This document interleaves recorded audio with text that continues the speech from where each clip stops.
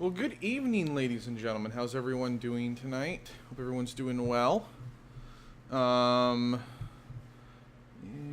I have the wrong game being captured at the moment? No.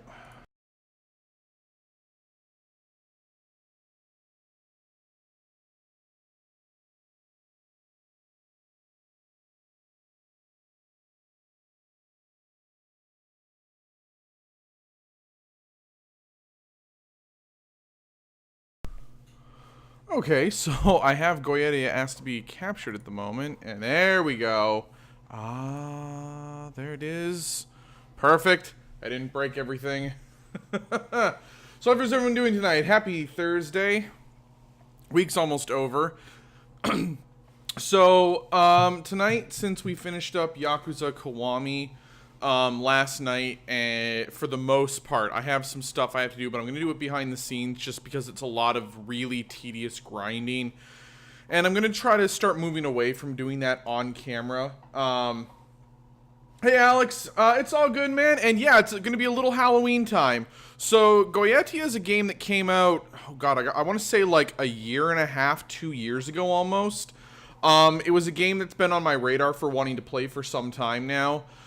Since there's some fun puzzle elements to it. It's sort of like a gothic mystery horror puzzle game. I'm usually not into this genre, but I saw some gameplay of it, and it didn't seem like it was too overly spooky. I'm not a horror person normally, guys, so it's very unlikely you'd ever see me play a pure horror game on here. You're never going to see Five Nights at Freddy's. You're never going to see, like, Alien Isolation.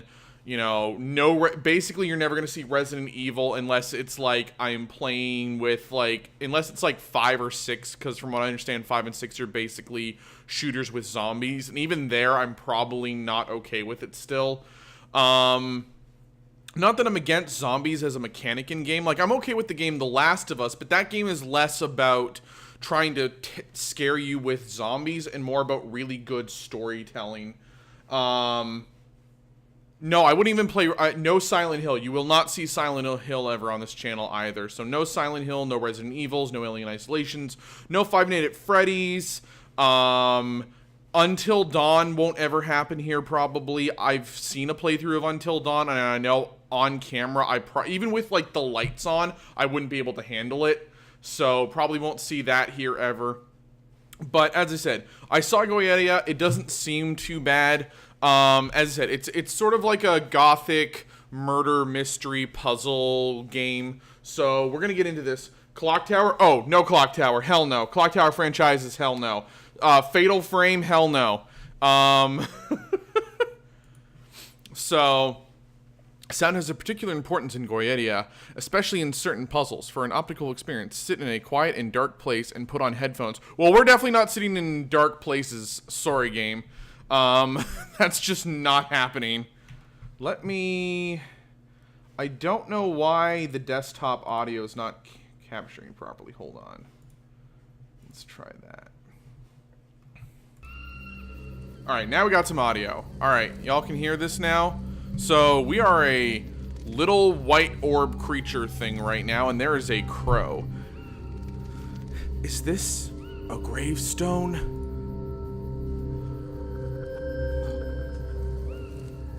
I can't see myself.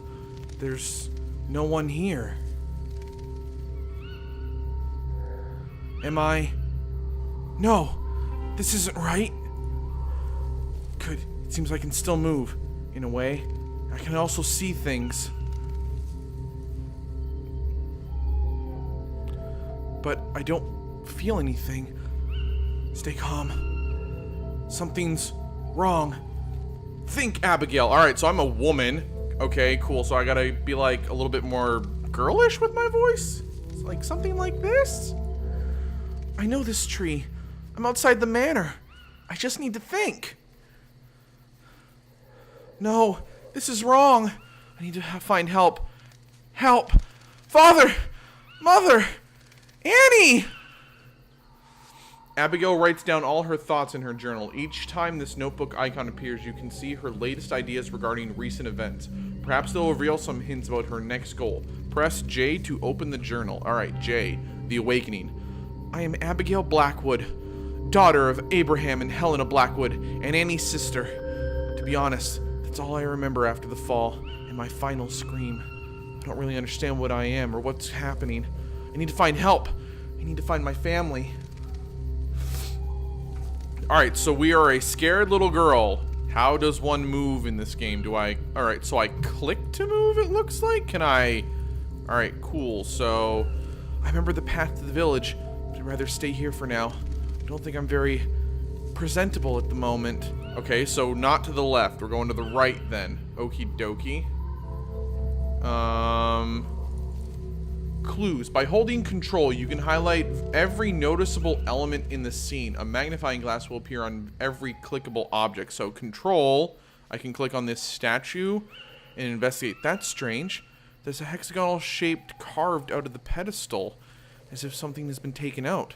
I don't think I saw that before. Alright, so let's go back a screen then. Now that I know I can, I don't know, control the button. Oh, okay, so I can click on this, and I like this tree. But in my memories, it was a bit more impressive, even in winter. Alright, so we got a gravestone. Abigail Blackwood, 1890 to 1902. Well, at least that makes things clear now. What? You're dead, girl. You're just like, that makes things more normal. Hold on one second. Alright, I can't... Rather annoying that I can't adjust graphic settings in-game. That's a little annoying, game. Alright, what the hell? Alright, so we got more stuff to check out here. There's a gate here. What's this? The gate is closed and covered in rust? How can I open it unless maybe I can go through it? You can, little girl. You just flew through the gate. Blackwood Manor. Just like in my memories. I was born and died here? I remember this window. That's where I fell. It was cold. Alright, so we got another tree. No leaves on that tree. We're still in winter. But I don't feel cold. Wait. No offense, game, but the dialogue is like all over the place. Like, some of it's like, okay, if you check out the gravestone, I understand I'm dead. Like, I fell from this balcony. But this is like... there's no leaves on this tree, but I don't feel cold. Girl, you are dead and acting like you should still feel things like that. What? Map. Abigail's progress is displayed in real time on the map. The map will show you which rooms you've entered, and those that are still out of reach. Be sure to check it regularly. You can also teleport to some rooms directly, supposing that you're not possessing an object. Those will be colored in yellow. Press tab to open the map. Okay, cool. We have a map. I am the map. I am the map. Well, I am the map. I am the map. A light. Maybe there's someone there who can help me. All right, and then no. Hold on. I want to check out the thing. All right. How do I get in? Going through the gate was easy, but such an obstacle. No, girl, you are literally just going to fly through the door and impossible. It's terrifying, but rather handy. Girl, accept that you are a ghost. You are a ghost. Okay? You are a ghost. Accept it. Stop being like, how can I fly through the door? I should have physical form still, but my gravestone says I've been dead for like, who knows how long. Game, get your tone and logic together a little bit, please. I can be down with like being the ghost spirit thing. I can't get down with our character just being this dumb at the age of 12. Even this vase wasn't quite as dull looking before. Is my mind playing tricks on me? Girl, you've been dead. You dead. These stairs aren't quite as impressive as I remember. They're covered in dust. Ivy? Inside the manor? This is starting to look like a bad dream. Let's just not be like, I'm dead and whatever. The candles are lit. There must be someone around. Father usually works late at night. And can I open this door? Yep, we just somehow, as a little glowing light ball orb thing, I opened a cabinet door. You know what, game? Sure. Who could have drawn this map? The names remind me of Father's studies, but he would never have taken his documents out of his office. Can I take it? Aha! Malphas. Eldritch Forest. The Silver Labyrinth. Naberius. Is that Bannernay? Paimon. The Fields of Stone. Oakmarsh. Alright, coolio. We have a weird colored map thing now. What is this? The wallpaper wasn't torn from Miss Ward. The wallpaper wasn't torn before. Miss Ward would never have allowed that. Am I really at the manor? Girl, you are flying like a little light ball, and the question is, am I really in the manor? Okay. Damaged tableware? The manor seems abandoned. I don't understand. My grandparents used to hunt deer in the woods on the manor grounds. Good evening, Jack, Rufus, Ted, Molly. Wow, you named the deer heads. Jack, Rufus, Ted, and Molly, but I only see 3 heads. Where's... Oh, there's more heads. Okay, yep, we opened the door. Cool. Sure, game, I'm down with this so far. What's this? What's this? Everything is so dilapidated. Also, there's magic lighting on the ground. Someone's drawn some symbols here. Does this have something to do with demonology? Father's studies? Alright, so we got demons? Question mark? I can't work out which demons these symbols represent. I really need help. Aha, we have a clue. The manor is empty, and there are no signs of its inhabitants. I can feel a presence, however, and it seems it was abandoned only recently. Some of the walls and ceilings bear sigils. I've seen them before. Father used to study them. Did he draw them? And why do they prevent me from going deeper into the manor? I might find answers on the upper floors, but first of all, I have to get through these barriers. I don't recognize this chair. Yep, the chair. A small part of grandfather's mineral collection. Alright, can I do anything with it? No, of course not. Alright, what's this? These sheets have been folded neatly. Someone still cares about these things. This couch seems comfortable enough to have a rest. If only I could. This picture? A view of the manor in the fog. Some of this painting troubles me, but I can't tell what. Maybe the fact that there's a gaslight there? Aha, there's a journal thingy. Journal thingy. Frankenstein by Mary Shelley. Something's written in the margins. Property of Alexander Hodkin. That name's new to me. Father's office, his safe haven, the place where he did all his experiments. Esoteric or otherwise, I like this place. If Father's at the manor, this is where I'll find him. But can people see me? I won't be able to talk to him. And what will he do if he somehow recognizes me? Everything's so inconsistent, different, but also similar. Maybe I should find more hints about what's going on before I see him. Okay, game. Yep, cool. Oh, I flew upward. Oh, yep. I just flew upwards. Straight up. Yep, that's totally normal. What's this way, game? Aha. We got... Oh, my God. This place is huge. So I can't go this way. These walls clearly don't want anything to do with them. Oh, don't want anything to go through them. Is there a way to get through? Not through currently, but different plants, different books. Something is going on here. More plants. These don't look like Mother's plants. She always liked flowers better. Someone's been looking after them, though. We have another... I've never really liked newspapers. Wait. 2nd February 1941? No, that can't. It's been 39 years? That's impossible. This is a nightmare. No, this is not a nightmare. This is normal, girl. One of Father's most disconcerting hobbies, collecting keys for which there is no keyhole. Aha! A secret! Why would anyone hide the Virgin Mary behind lock and key? Can I possess it? Yes, I just possessed the Virgin Mary. Sure, game. I possessed the statue of the Virgin Mary. That's totally normal.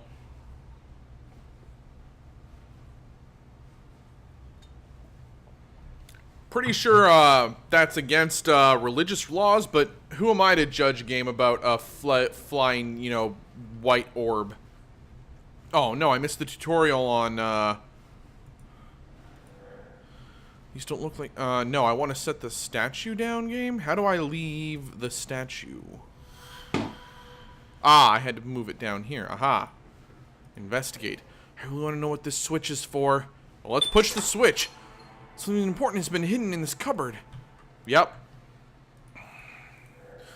There's all kinds of jars here, but nothing that'll help me understand what's going on here. Alright.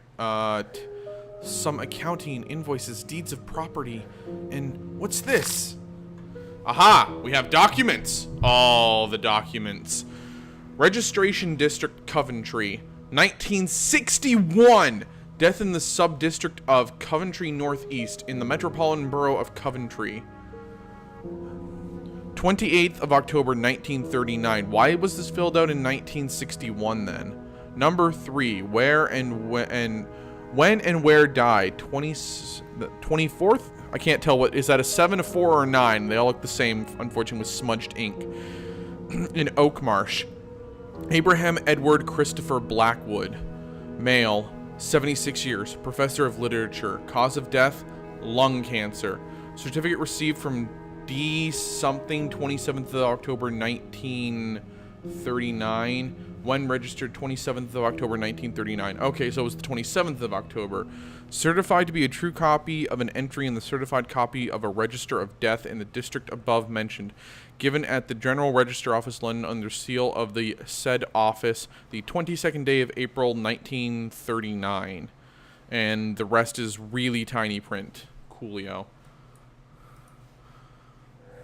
A death certificate with father's name on it. It's impossible. I can't believe it. He was 76. But how? What happened to me? What about mother and Annie? 1939. My last memories date back to 1902. This must be a bad dream. So much of this doesn't make any sense. I need to understand what's going on. Father's office. He must have taken notes. Maybe his research can help me. Girl, you can't accept you've been dead, but you're flying through doors and stuff? Get out of here. Books on botany and chemistry. Nothing I need right now. We have yellow wall things. Alright, so I have yellow wall things. What else do we have? We have a clock. It doesn't look like any of the clocks in the manor are working, but I'm not particularly worried about that right now. Alright, what else do we have? We have a book here. Alice in Wonderland. What's this doing in Mother's library? There's a note hidden between the pages. The handwriting's rather clumsy. Doesn't look much different from mine. Must have been written by a child. Edward. Alexander and I sneaked into Father's laboratory, and we found something interesting. There's this weird powder. I will show you how it reveals hidden writings. Know this. You just have to pour the powder on the paper to reveal the ink. Alexander told me to keep some of it. Now we can start writing coded messages. R. I will not read Alice in Wonderland. Sorry, ladies and gentlemen, we're not doing that. What's this?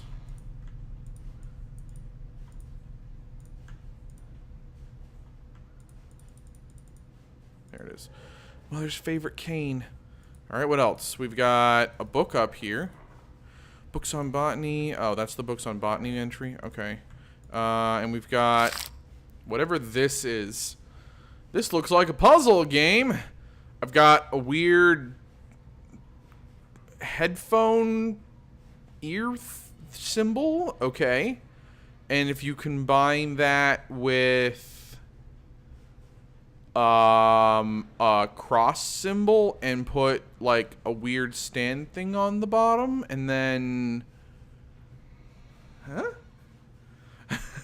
what? So I've got what? So you take the weird headphone-y symbol and you combine it with the weird symbol of the onk with like a key on the bottom of it, and then you put another one of those symbols somewhere, you get the weird symbol circle thingy? Okay. Anything in the journal? It's 1941. Almost 4 decades have passed in but a few seconds. Father's gone. And probably Mother too. What about Annie? She must still be alive. She'll have answers for me. Alright, let's go to the left here. Ooh, we got spooky lamp thing. What is this? The lights are flickering. What, you don't want to talk about the picture that's got like the mouth smudged out on it? Or like the creepy decor? Oh yeah, definitely not a creepy picture here. Alright, what else do we got? Can I go up? Yes, I can. Ooh, fancy. Okay. Alright, where are we now? I'm now trapped in the tower here. What's this? This is a book. Ben-Hur, A Tale of the Christ by Lewis Wallace.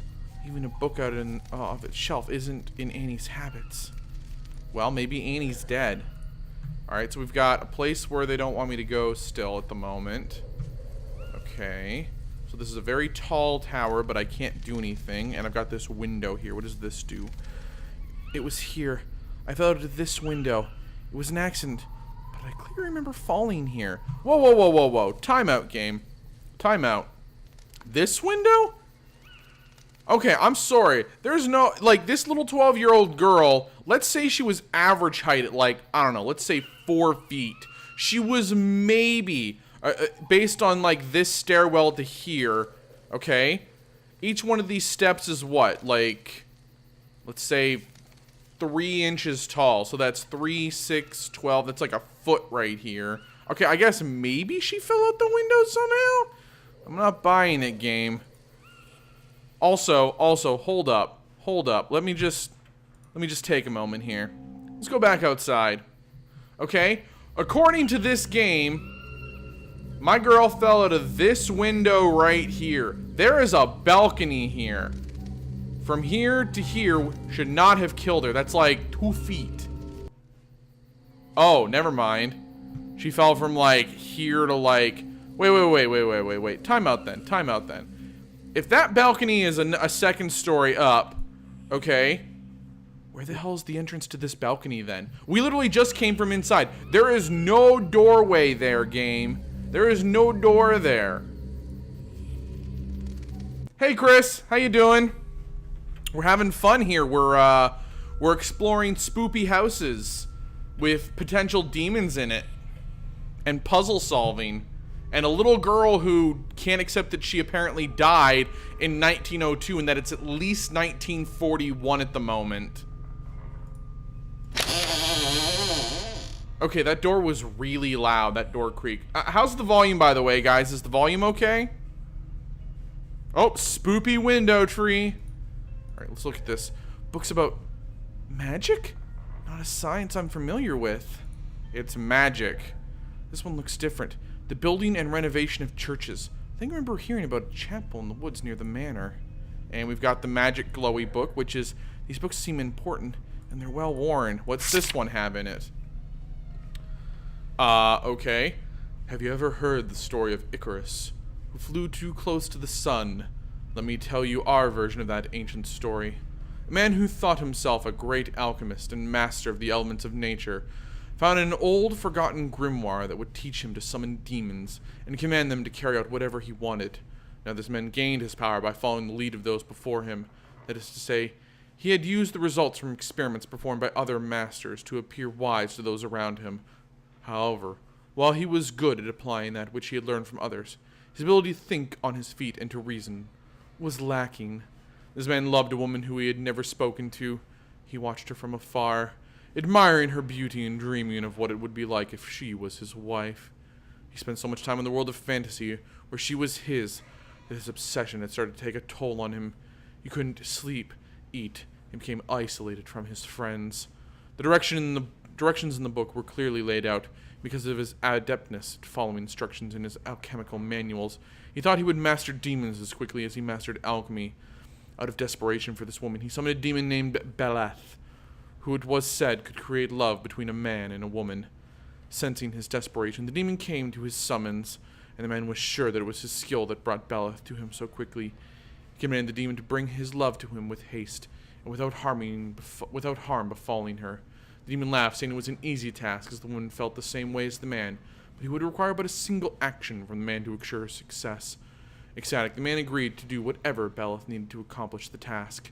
The demon dictated a love letter to him, telling him to send it to his love on a specific date, using the exact words he gave him. After the man dismissed the demon, he immediately wrote the letter that Beleth had dictated to him word for word. and set it aside, waiting for the appointed day to mail his note. When the day came to mail the letter, his love went to a spiritualist to speak to her beloved mother, who had passed when she was young. When the medium called the spirit of her mother, Belith came in disguise and told her of the letter that she would receive. He told her that the man who wrote it was a necromancer and meant to do her family harm. Knowing exactly what the man had written, Belith easily scared off the man's love and destroyed his reputation in the process, just like Icarus. His overconfidence had destroyed him. However, we can learn one more lesson. Without the ability to reason, to create and innovate, a master is not a master. Never take what you read or see at face value, and that includes anything and everything that I write you. I'm sorry you're cold. It actually got cold here in Tampa today. I woke up this morning, it was 55 degrees when I left for work at 8:15 this morning, which in Florida weather basically means it's goddamn cold. Like, when you're used to like every day being in the 90s and you wake up one morning, you walk outside and it's 55 degrees suddenly. Yeah, it's a little cold. If it gets much colder, I fully expect to see people wearing, winter jackets and two cats very shortly. But it did get up to a nice, beautiful 80 degrees today still, which was rather nice. It made the weather, like, perfect. It was, like, cold, but not too cold. All right. Pencils, notebooks, and newspapers. All right. Not really helpful. Let's check out this horse. Father may not have been fond of horses, but this statuette is gorgeous, but I don't remember it either. There's a massive book on this shelf. It must be important. Okay, well, we're gonna check out that book in a little bit. What about this light? There's only this light to illuminate the whole room. It's also dark and oppressive. Yep, dark and oppressive. Never bad signs in a horror game. I don't recognize Father's handwriting on this notebook. 12:03. Writing a journal had never interested me up until now, but these past few days I felt the need for it. All of these things are crowding my mind and I can rarely sleep. I found Father's precious notes today. I discovered what took up all his time. An incredible collection of documents, vague references and crazy writings about demons and seals. Names I know nothing about. Enigmatic symbols, drawings, a huge number of documents. Documents used to share with my sweet Abigail an eternity ago. My first instinct was to close this box and put it back where I found it, but curiosity is consuming me. 24:03. Oh, sorry. So it's the March the 24th. Right, this is English dating system where they put the date first, because according to them, it is the smaller number. Yeah, for all of like 1 day sometimes. Congratulations. Anytime I hear the English argue about how their date system makes sense where it's smallest to largest, where it's date, month, year, it's like, whoa, whoa, whoa, whoa. Yeah, the date's the smaller number, like only 12 days, and then it instantly becomes the larger number, and most months, guess what? They're longer than 12 days.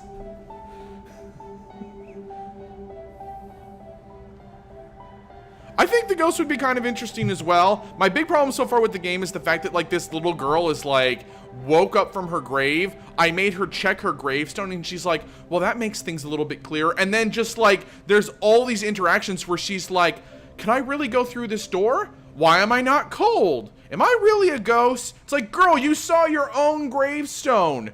And then she's like, no, the date can't be right. It can't be 1941. That's 39 years after I died. That's impossible. And it's like, girl, you've been dead. Like,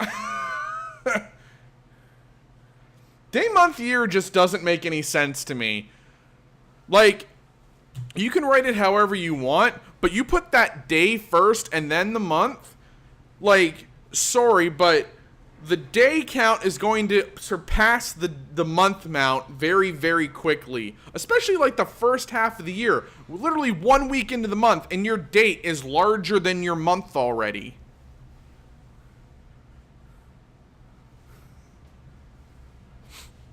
Also, -5 sounds awful, Chris. No, thank you. I'm quite happy to take my 55 degrees. March 24th. I'm voraciously reading Father's documents, and I'm starting to make sense out of them. Maybe he wasn't as mad as his isolation led it on.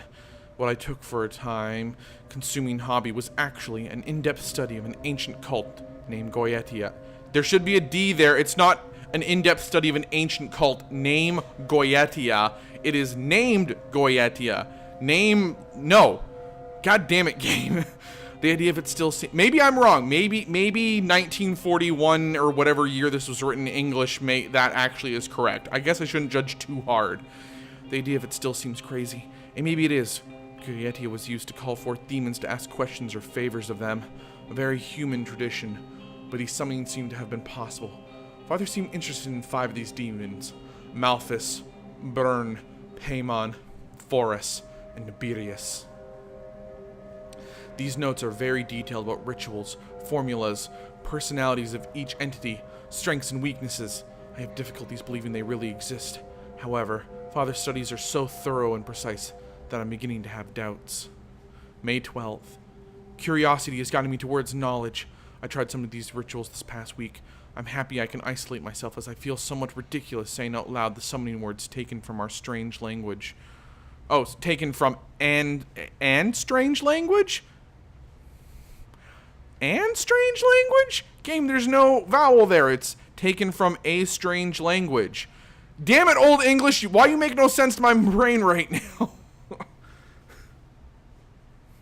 Depends on what you could do as a ghost. Like, if you were basically human with ghost powers, that would be sweet. Otherwise, I feel like it would suck to be cursed to roam the earth forever. I'm with Alex on this one. It really hinges on exactly what type of ghost you are. Are you like nice Casper ghost with like your human Casper ghost with like ghosty powers?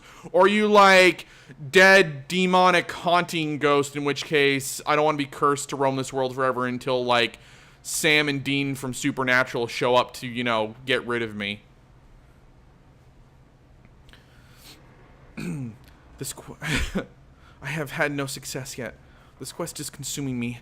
I spend entire days writing down the questions I want to ask the demons, as well as behaviors and words I should avoid in their presence. I chose Malthus. He seems to be the less deranged. Where'd my mouse? There's my mouse. Alright, so I'm losing... The mouse is really hard to see, by the way, when it's on the book. The demons among those I read about, and I hope he is not so dangerous, but he doesn't seem to hear me. I'm growing desperate. War is coming. I can feel it. The people of Oakmarsh are different, nervous. The enemy is far from our front door, however, and I can't stop but feeling they are reacting strangely to my own presence. I couldn't explain this feeling. July 15th. I feel feverish, confused. I can't sleep. I can't believe it. Malthus answered. I first perceived an undescribable noise, as is a huge hammer was hitting the walls around me. Then a wind filled the room, coming from under the doors. I swear I heard the rustle of feathers, as if thousands of birds were flying around the room. When he started speaking to me, I froze, too stunned to utter a single word. This demon is particularly charismatic. My first thoughts went to my beloved sister. Abigail would have been so impressed, astonished, moved. I asked the questions I craved answers for. Was Abigail with him? Could he find her? He laughed. Malthus is a very charming laugh, very soft. He told me he couldn't bring her back, but that she was well. I should feel calm, but my thirst for answers isn't calmed. July 22nd. Malthus and I are growing to know each other. It feels so strange to write it thus, and even more strange to live it. This demon is particularly caring, and I sometimes forget he is an entity by far superior to us poor humans. It seems I am for him a welcome distraction. He has had little occasions to talk with the living these past 5 millenniums. Holy shit, he hasn't talked to humans in 500 years? Jesus. I sometimes think of my dear Joseph and feel guilty relief that he should no longer be of this world. If Father were still alive, my research and my successes would have surely filled him with pride. And Abigail, who often mocked my terror when faced with Father's experiments. Can she only see me today? Would you be proud of your older sister? Alright, so this is Annie's diary. I'm assuming Joseph died in the war, but I'm trying to figure out which war. So she fell in love with a guy named Joseph. Joseph was not their father. So if Joseph was her lover, Annie died in 1902. No. 1902, which means World War I broke out 1911. No, God, I'm a history major and I suddenly can't remember when World War One broke out. World War One broke out in Europe in 1905. If Annie, it all depends on how much older Annie was. If Annie was only a few years older than Abigail, Abigail was like 12. It's unlikely Annie was married during World War One, which means the war she's talking about was World War II. In which case, then we're talking that this journal was written at least post 1942, 43. Depending on when Joseph died in the war, because I don't know if the war's over. Either that or it's World War One, in which case this journal was written 17 years-ish afterwards. Maybe Annie was married by then? Interesting. I have more questions now based on that single line of text.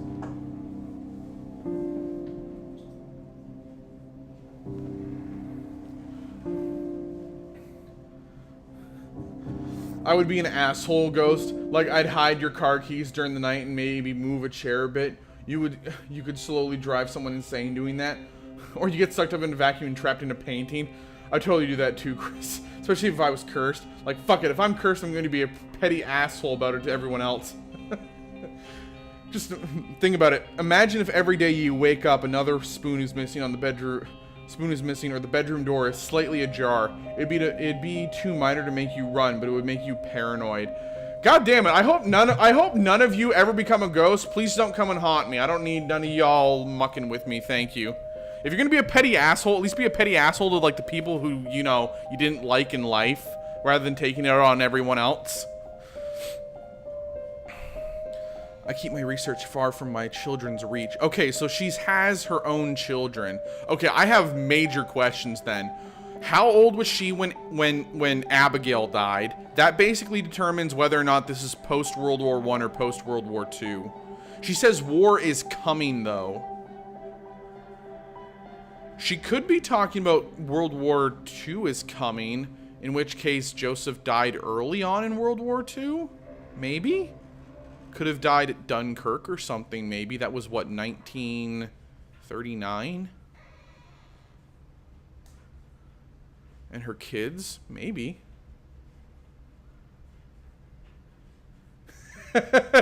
Damn it! Gotta go get my holy water and stuff prepped.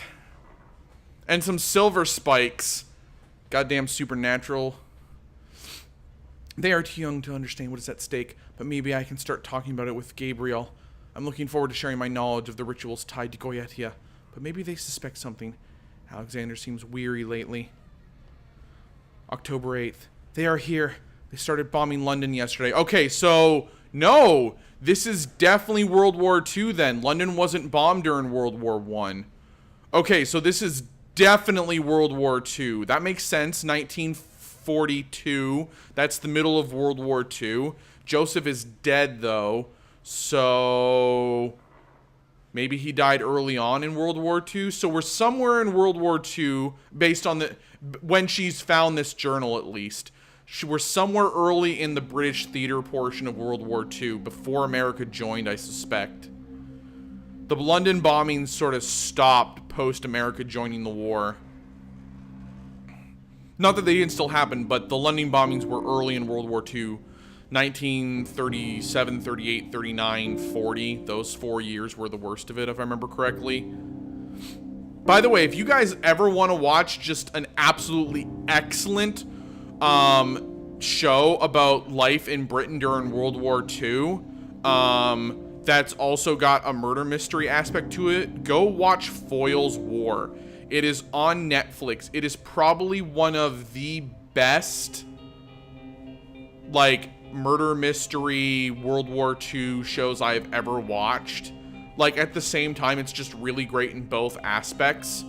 Highly recommended if you ever want to watch it. It's like 11 seasons, but the last 9, I think 8 seasons of it are only like 3 or 4 episodes a pop, but they're like 45 minutes to an hour. All right, Chris, as long as you're haunting everyone equally and not focusing on someone. Mrs. Matthews and her husband left Oakmarsh a few days ago, leaving everything behind. I'm worried. What world will my children grow up in? Can I even imagine what tomorrow will look like? When I asked Malthus, he had this amused look he often has, the one that annoys me so much. Arrogant heap of feathers. He doesn't care, of course. Hell is a far more peaceful place than Earth, he said. Well, yeah, of course, he's been alive for like 500 years. Why does he care about your single lifespan of like 70 years or whatever? I exchanged a few words today with Elrius, the Vicar. I couldn't stand not sharing my research, but his reaction surprised me. He told me he had been eagerly waiting this day. Who other than me could know so much about this subject? The Vicar offered me his help. How could a man of God conduct such research, trying to call forth demons? I think I'll accept his offer. I only browsed through some of Father's work, and demonic invocation is only a small part of the Goetia, and I can't count on Malthus, who refuses to answer my questions on the subject. But that malicious bird can laugh as much as he wants. I'll get my answers. November 2nd. Oakmarsh is now empty. I have a ghost town at my door. Goetia isn't a discreet art. I suppose the last rituals convinced the bravest of them to leave their home. Let them go. I don't need their idiotic prejudices. When our enemies will be at our doors, at least I will have something to welcome them with. November 5th. Gabriel. My sweet Gabriel. I was sure you'd understand. I love you so much. Robert. Edward. I hope you understand the importance of this quest. Did she sacrifice her own child? Oh shit. She went batshit. Oh God. December 12th. There is no hope left. I won't be here when these disgusting invaders arrive, but let them try and get close to my children. They will regret it. Come and colonize Oakmarsh. See what I care. Okay, this is definitely early World War II then. There was a massive fear early World War II, 1937, 38, 39, right up around until the Battle of Dunkirk, and especially after that, considering Britain got absolutely destroyed at Dunkirk for the most part, that at any day now, Germany was going to invade the Britain mainland and start colonizing it. So I suspect we're somewhere in late 1930s for sure, probably 38 or 39 by the sounds of it. So her father's dead. I don't understand that. No, her father died, what, 1927? Okay, never mind then. That would make sense. 1927, so her father's been dead 12 years. Yeah, maybe a little bit earlier than I thought. But this journal definitely indicates that World War II is happening based on the bombing line. So I think I have a rough timeline now on when this game's taking place. The only problem with being a ghost, I think, would be the crowd. After all, a lot of people have died over the history of the Earth. I think there would be a hell of a line. The Ghost DMV, if you will. I mean, if it's anything like the normal DMV in the States, it's going to be awful either way. So, yeah, have fun with that. I will prefer not to become a ghost, thank you. Or a zombie. I will prefer to just, be dead and stay dead. None of these short-sighted villagers supported me when I needed it. They don't deserve to be remembered. And if they come inside Blackwood Manor, I will rain down hell on them. January 5th. Thank you, Anton Alarius, pastor, from the bottom of my heart. Thank you so much. What? Everything will soon be ready. I won't be here to see the world crumble. You don't look as arrogant and as mocking as before, Malthus. Don't worry. I'm not heartless. You won't be alone. A few friends will join you. The spell is sealed. Abigail, please, wait for me. Hear me. Heed my call. Oh yeah, no, she basically sacrificed a whole bunch of people by the sounds of it.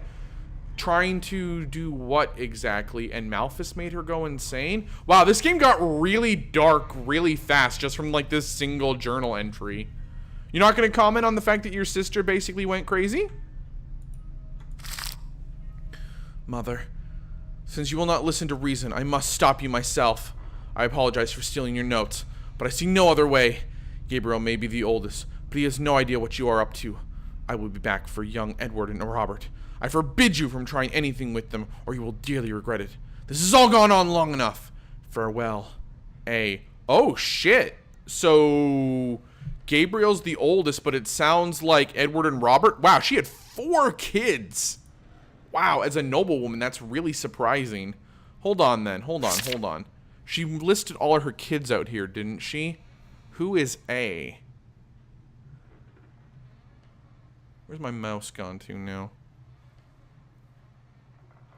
Alright, can I change my mouse color? There's my mouse. God, they put a white mouse cursor on white. It's literally in the middle of the screen, right here in the spine right here. But you move it off to the right and you can hardly see it anymore. It's like this little bitty tininess. And Abigail. No, Abigail's me, the sister. Alexander. Okay, so Alexander stole her research. So Gabriel's her oldest child. Alexander's the child that took her research. Robert and Edward are her youngest. Okay. Interesting. I might be someone altered, but even so, there's no way I can read that book without finding a way to get it out of the showcase. Alright, so let's... The showcase is locked. I can't let this book get this book off the shelf. Why? Can I not just possess the lock?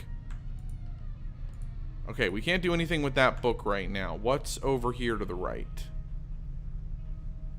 Alright, we're now in another new room. Okay. Interesting. What's this? I used to hide in this wardrobe, and he never found me here. Or she just chose not to. A hollowed skull. One of the mother's eccentricities. Suppose it must have come from the upstairs library. This box contains some kind of white powder. Opium? Cool, I am now possessing the white magic box. But for what purpose, game? For what purposes am I possessing this box? The pen is mightier than the sword, and treasures do hide in the written word. I should try to remember this.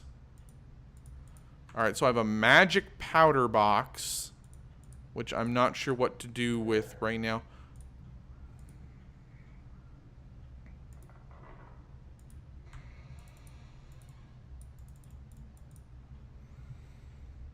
I'm in a magic box. Oh, good. Nice, creepy doors here.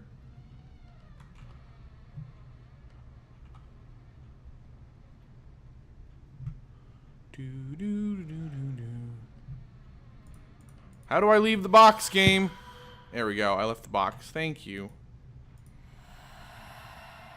I've now possessed the pen? What?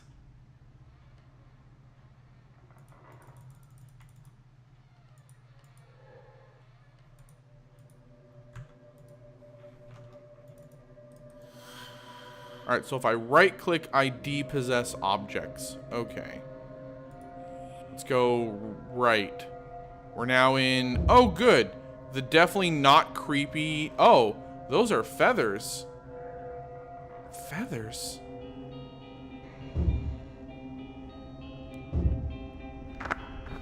Oh! Shit! Hello? Malthus.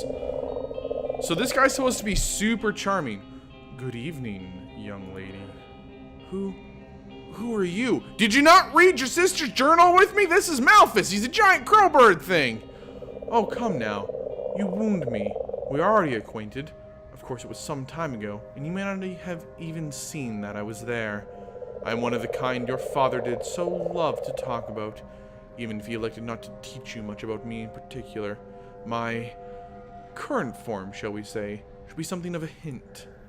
You're one of the demons that father was studying, a raven. You must be Malthus. But demons don't exist. It was just an unpleasant hobby of his. I suppose you must be right.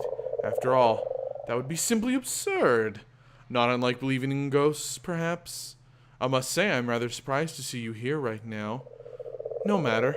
I'm almost flattered you recognize me. It means that mankind has not yet forgotten about me yet. Not completely, at least. What do you want? What do I want? Oh, I see. Abraham must have taught you that I would require a favor if you were so impertinent as to summon me. But in your case, young lady, I chose to appear before you. You did not summon me, and thus, can we dispense with the quid pro quo? I suppose I simply wanted to, well, chirp with someone, perhaps? Chirp. Fine. But what are you doing here? Aha! Now that is quite an interesting question. Would that I could answer it. You mean you don't know? Not exactly. I do recall that I was summoned, but in a most unusual way. Annie. She called me, and we chirped for a time. But she deceived me, and trapped me within these walls.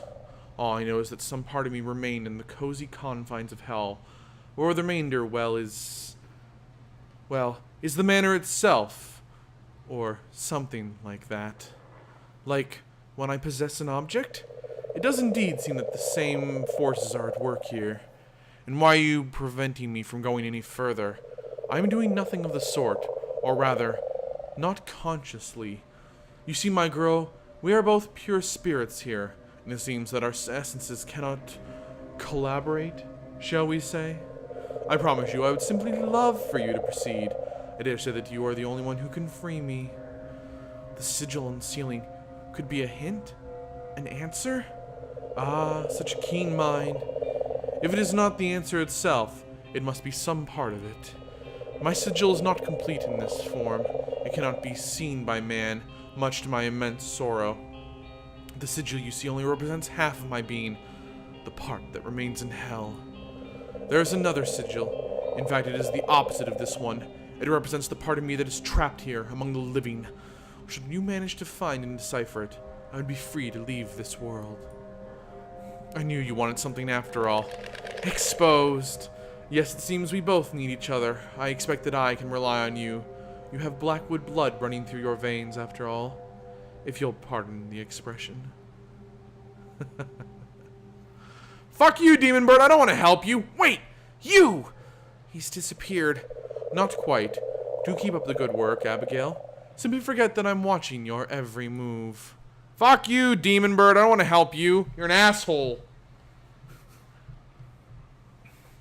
Unless you get to possess people, you can then, it's worth it. I'd have fun possessing people until the heat death of the universe.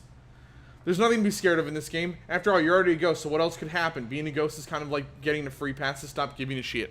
Well, you could die in ghost form, in which case your spirit, the very essence of you, is going to disappear and die. Oh, she actually wrote a journal entry about Annie. Good Lord, Annie, what have you done? Why didn't you invite a demon, several demons, into Blackwood Manor? What is this foolish project of yours? Malthus claims that an opposite sigil will free him and his fellow demons. I don't really trust him, but this is the only way to get answers and find Annie, and to rid the manor of these evil entities. The feather.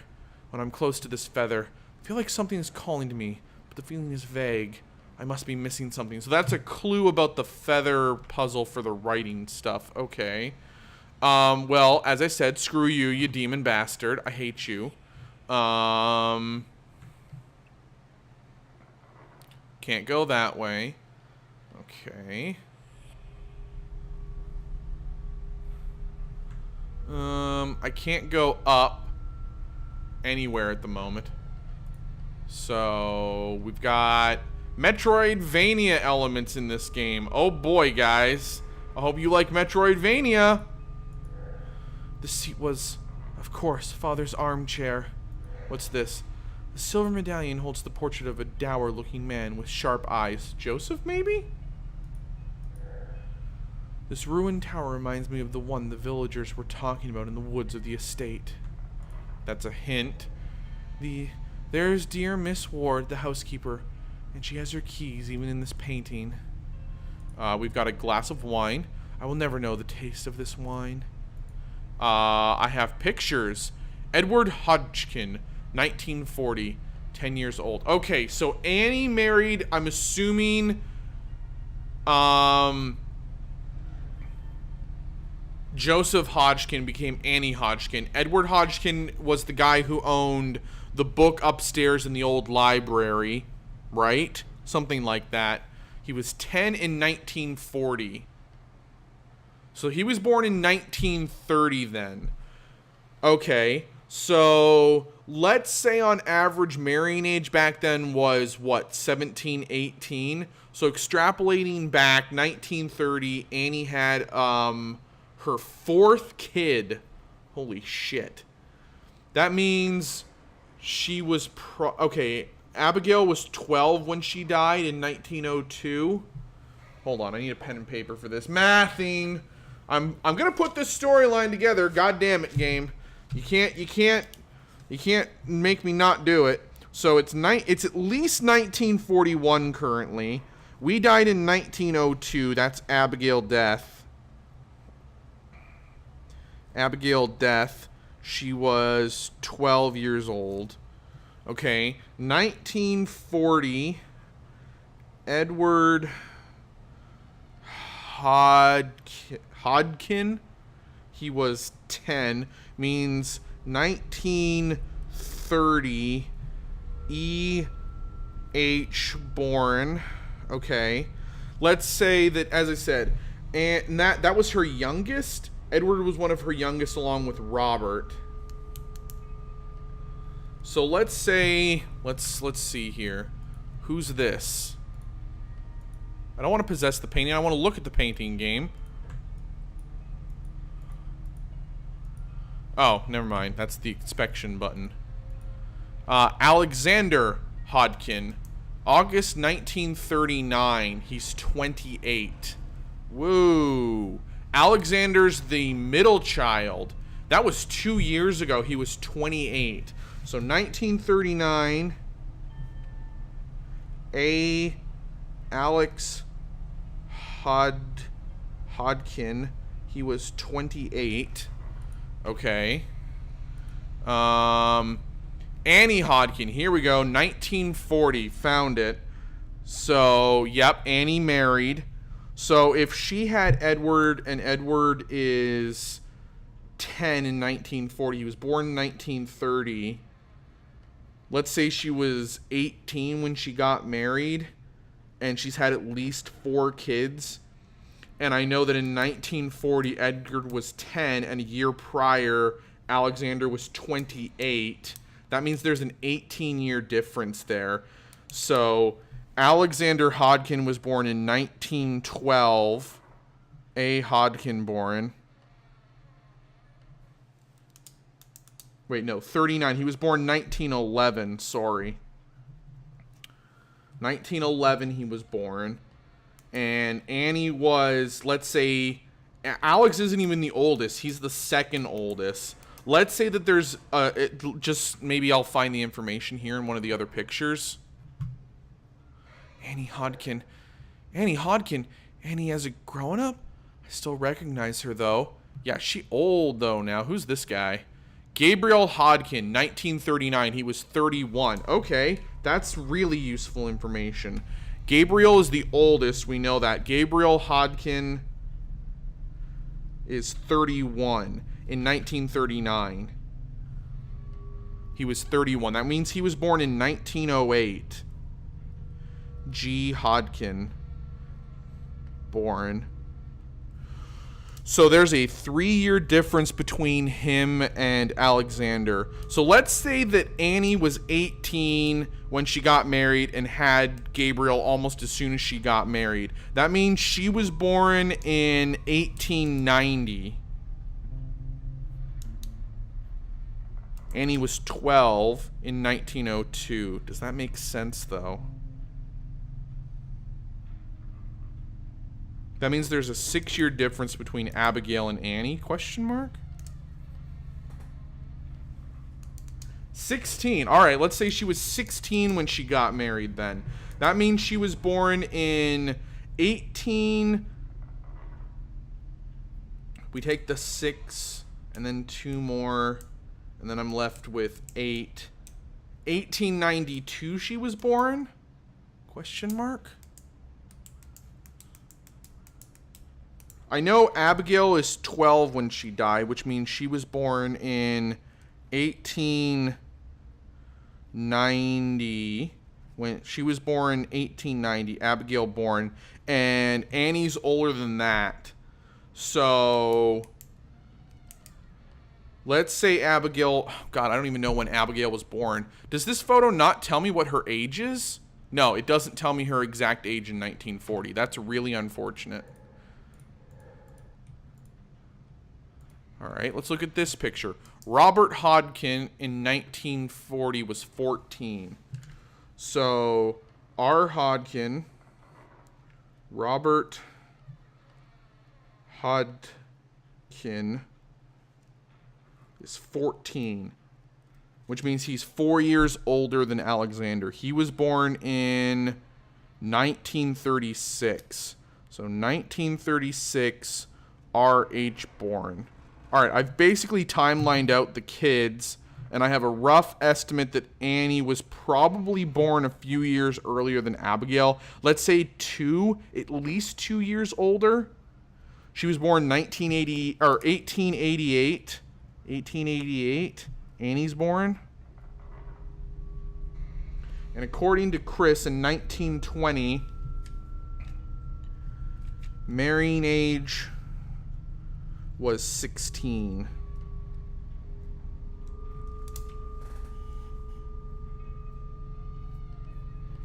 If you die as a ghost, do you become a super ghost? Do super ghosts haunt normal ghosts?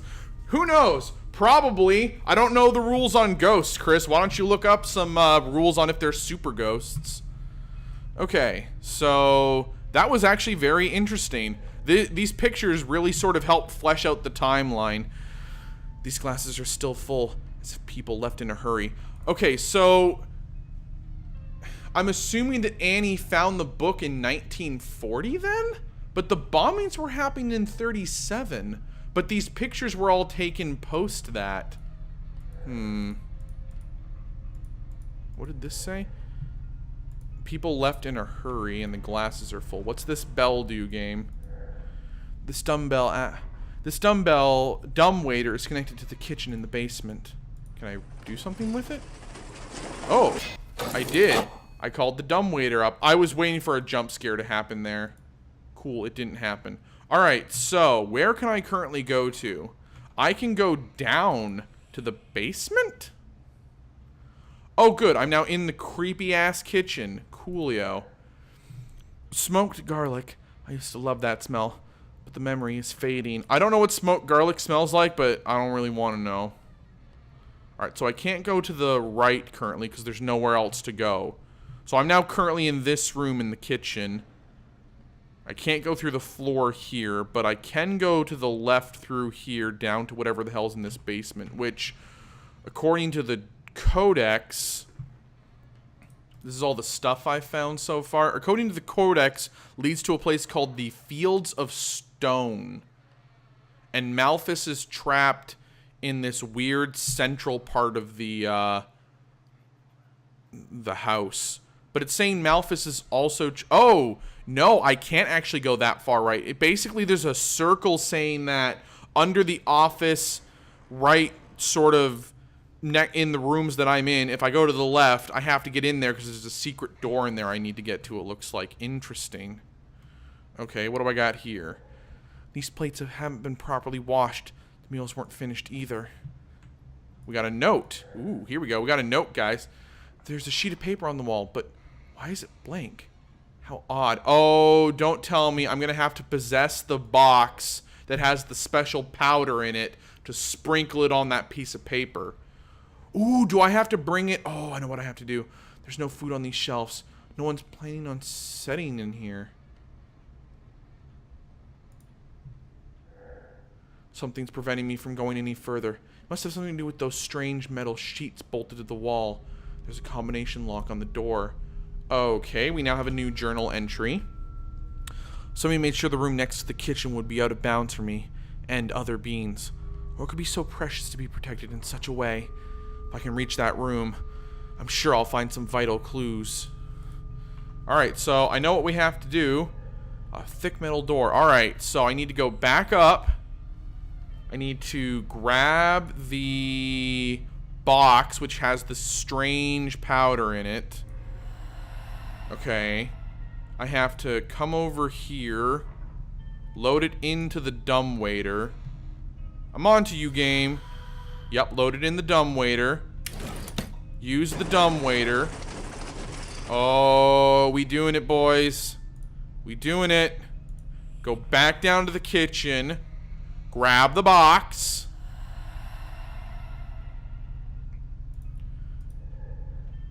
If it's not the right powder, maybe I'll at least be able to make some fireworks. The eldest birth. Aha!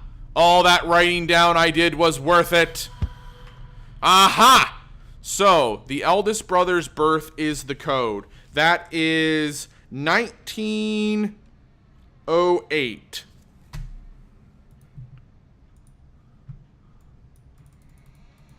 Ho ho ho, we solved the puzzle. 1908. Oh yeah, I did it. Me being such a nerd about the dates was on the points. Doing it right. Oh god, I can't say I'm disappointed, but this is not what I expected. Where did these lights come from? Alright, we got a special magic note on the ground and a journal entry. The Awakening. Those 4 pillars bearing initials are some sort of tribute to Annie's sons. This whole place is imbued with some unknown kind of magic. It must have something to do with my quest. But for now, I must focus on freeing Malphus and the others to reach the upper floors and find Annie's trail. We haven't met anyone else, though. Magic note. My dear Alexander, I know you disapprove of all this. You have made that perfectly clear these past few days. Forgive me, my dear child, but I must see this to the end. Our family has suffered too much. I hope you'll find it in you to forgive me for what I did, wherever you are now. I'm sure you are happy where you are now. Your loving mother, Annie. Okay, that doesn't help me figure out what the hell this is all about. Annie, my god, what happened here? What have you done? Oh my god, did she actually sacrifice her children? I don't understand all these sigils, these messages, these experiences, and this silence. I can't stand to be alone here. What happened to the Blackwoods? And why did I wake up? Where is Annie? This is a nightmare. Alright, I'm in cutscene mode right now, guys, by the way. Whoa, ceiling just... Father? Mother? Please, I'm begging you. Come back. Help me! Oh! Glass just broke somewhere in the house. A noise. Is someone there? I think it came from the hall. Yes, but we're sigil trapped currently. Girl? Oh, I'm finally back in control? Cool. So I can warp to this room with the magic pillars, or I can warp to outside the front door at the moment. Okay. We have a new journal entry. The banishing of Malphus. A noise from the ground floor. Is it a friendly presence? Or something more sinister? I have to go to the hall. Alright, cool. So we finished. We got all the entries in the Awakening at the moment. And we have one clue about the feather.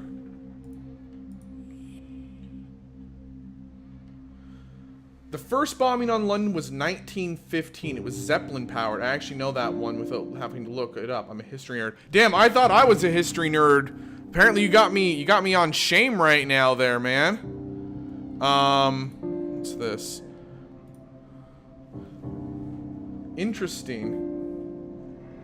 Well, I made an incorrect assumption then. I didn't think the first bombings were until World War II, but I didn't realize that there was a Zeppelin bombing of London. Interesting. I'm sure that got stopped pretty quick. Alright, so we gotta go to the hall, which is to my left currently. Magic Spirit Ball. Alright, we're in the hall now? Yes? No? Please don't do, like, creepy jump scary things, game. If you do, I will stop playing you. Alright, here's where the noise came from. The crockery's broken. It didn't fall by itself. Oh, there's something on this shelf. Something hexagonal? Just like on the pedestal outside the manor. I should try taking it there. Really? I like how the game's now teaching you to do this after you already basically had to solve the puzzle. Alright, so we're gonna go... No, I wanna go... The door's locked. Oh, the game's gonna force me to go up the long way? What?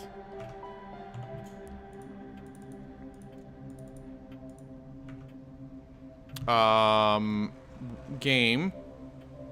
Why am I suddenly trapped? Alright, I get the door's locked, but why am I suddenly trapped in the house, game? Here we go. Alright. The object is too big to go through. Can I go through here? The object is too big to go through. No, it's not. The object is too big to go through. Alright, alright, I get it. So I now suddenly have to magically find a way to get out.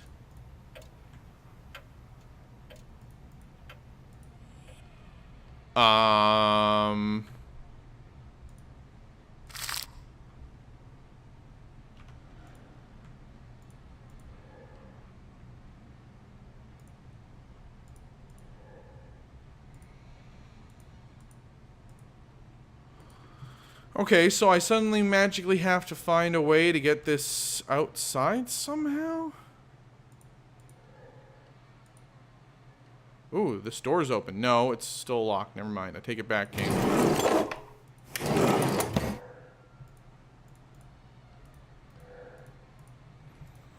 Okay, how can I get up there if it keeps saying that the object won't fit?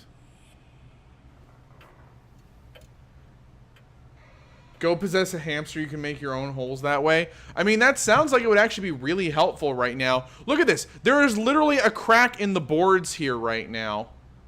Okay? I'm now above the ceiling, game. Will you still not let me? Cool. It still won't let me go up and out. Cool.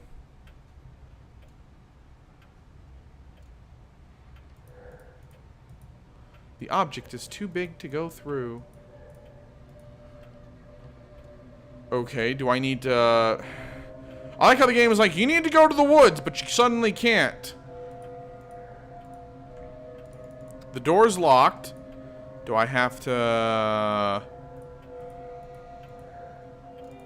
Alright, that first puzzle made sense. This is just like, the object is too big to go through the hole. Alright, let me depossess the hex, apparently. I can pass through the front door now. I'm still apparently not able to get over here for whatever reason.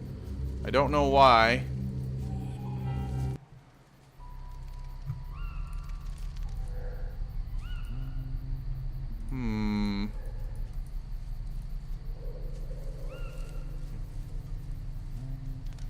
Y'all.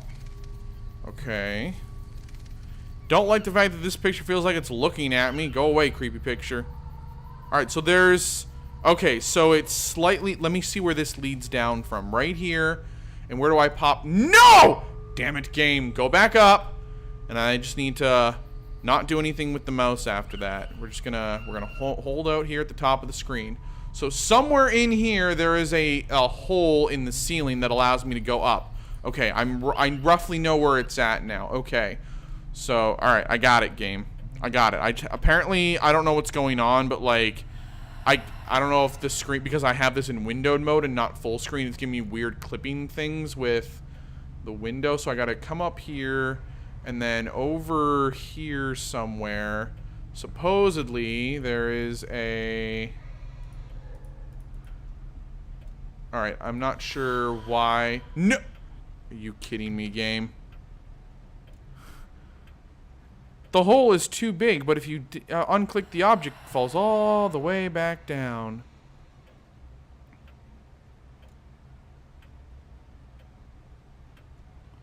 That is not the only spot, game. Look at this, look at this. You come up here, and... What the hell is going on? Why are you being like this, game? Look at this. Look at this. Look at this. Look at this. Look at this. Okay. Yup. Let me try, I don't know, doing something with the...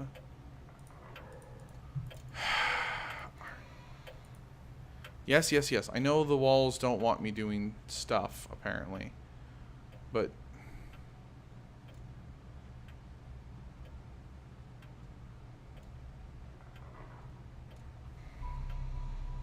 Game, I know there's another hole in the ceiling on the floor above this.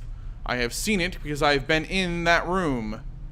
Why are you being like this, game? Hold on. I'm gonna be...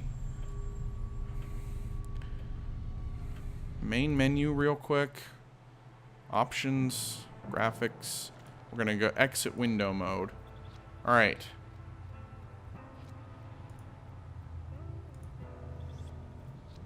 Resume. Yeah. No, I know, game. I was trying to play in windowed mode, but no. Apparently can't do that. No.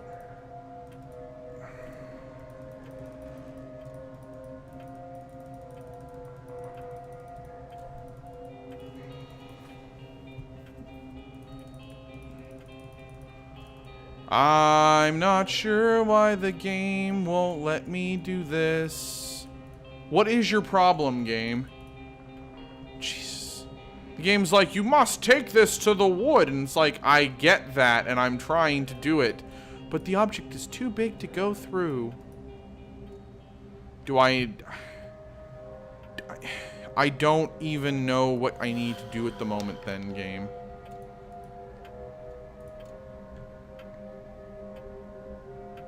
Do I need to crack the beam somehow?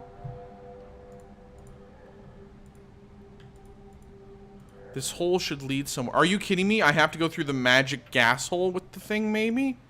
Really? When there's a perfectly good hole in the floorboards right there? This hole must lead somewhere. Yeah, I know. Okay, coolio. Oh, yep, found it, game. Yep, this is totally not obvious, by the way. Woo! Yep, this is what I was supposed to do, guys. Sorry for being super dumb. The opening closed behind me. It seems to be a little more alive than I'd like. Yeah, no kidding. It locked the door, and it apparently can do creepy, weird things. That's strange. Alright, so we're gonna use the hexagonal shape on the statue here. Fits perfectly. Yep. Creepy hole in the ground just opened up, guys. Definitely normal. Yep, let's go in the creepy hole in the ground. Oh, yeah, mausoleum thing. Definitely normal. Nothing and no one. Maybe it was a rat. This place is quite decrepit after all. Yet another disappointment. I managed to find a curious object in the hall, at least. A wooden hexagon bearing the Blackwood arms. I think I know where to put it. The servant's tomb. I didn't know we had one.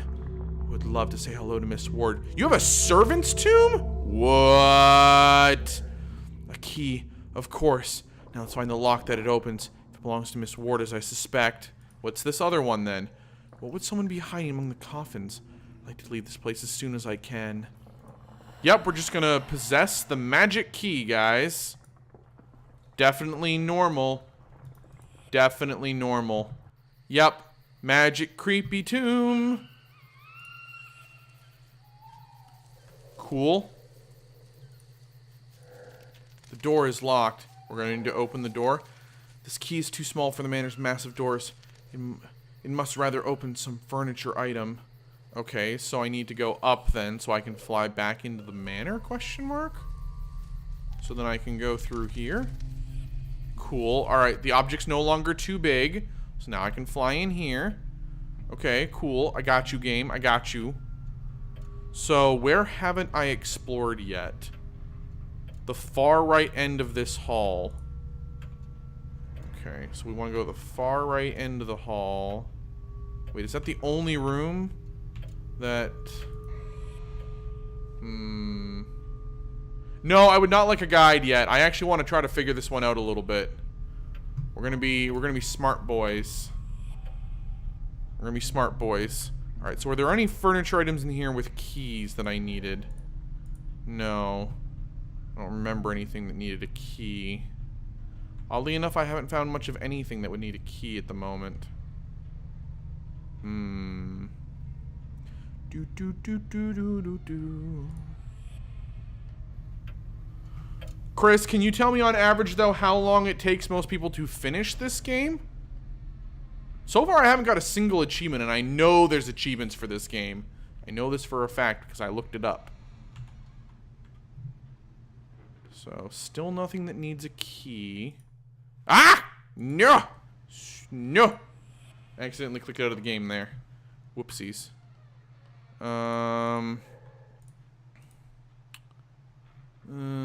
So I still have the magic pen I need to use. Come over here. We're now back in the dining room. Oh! Ooh! Look, look, look, look, look. There's that symbol thing again. If I come down here... Ooh, I missed a room over here earlier. Okay. Hello, definitely creepy room. This wardrobe is not really my style. It's a little notebook. There's a strange place for an office. 4 wooden spheres ornated the front of this box. Word is written on each. An original ornament for such a box. Oh, hello, crows, Malphus. This bronze statue is superb. It's an eagle or a falcon. Details count. Alright, we got another room here. Oh, we're out back now. Cool. Let me go back inside. Some of the pages have been torn away. Perhaps they'll shed some light. Nope. Maybe I need the magic powder stuff again? Journal. Oh, the torn notebook. An empty notebook. A torn page. An object that calls to me, whose message I must decipher. So I've now found another puzzle, apparently. Interesting. 7 hours, and I've already been at this for an hour and a half. I am the dumb. Alright, I have magic key. Where does magic key go?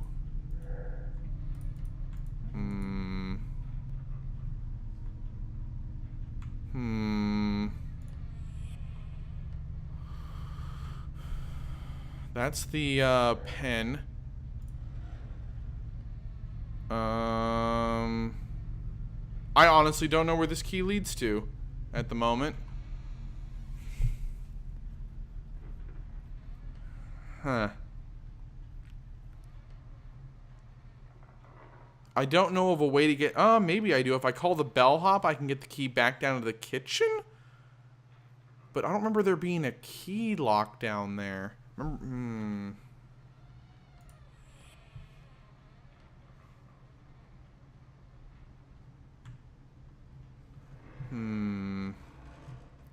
Double check real quick. Also, there was the fire pit here, which I never did anything with. Oh! Oh, magic page. Magic page. Puzzle. Here we go. Yup.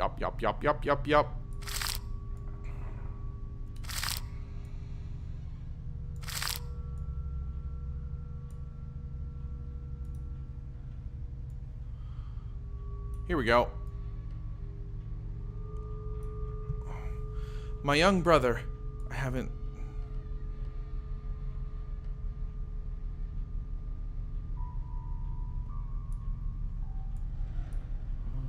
My young brother, it's been a while since I haven't put your keen mind to the test. How would you feel about a paper chase? First clue, chariot. Happy hunting, R. Are you kidding me? The puzzle, what, didn't stick together for whatever reason? Oh, so when you do it right, it'll actually stick the pages together for you properly. Okay, cool. Gotcha.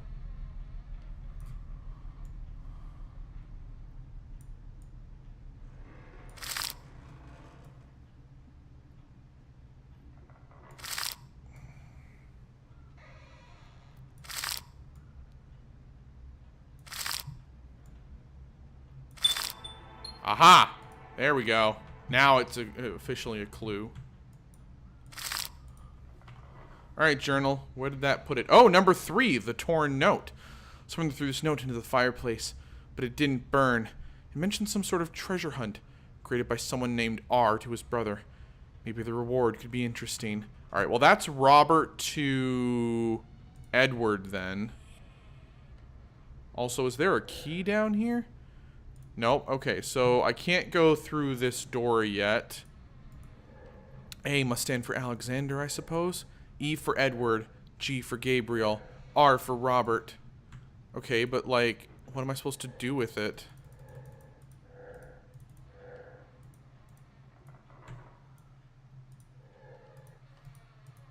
Okay, so I definitely, there's nothing in that room. And I have nothing else to do in this room. Maybe if I, yeah, take the magic powder box again, and I use the bellhop thing again.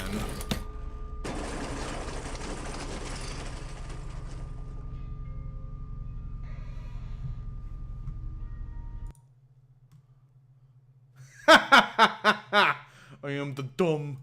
Thank you, Chris. Always good to know you have my back. Appreciate that.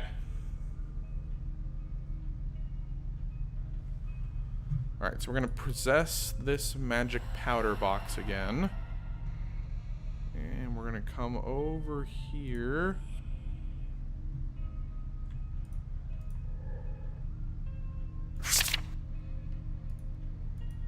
I was hoping maybe the magic powder would do something with this notebook, but that is apparently not the case.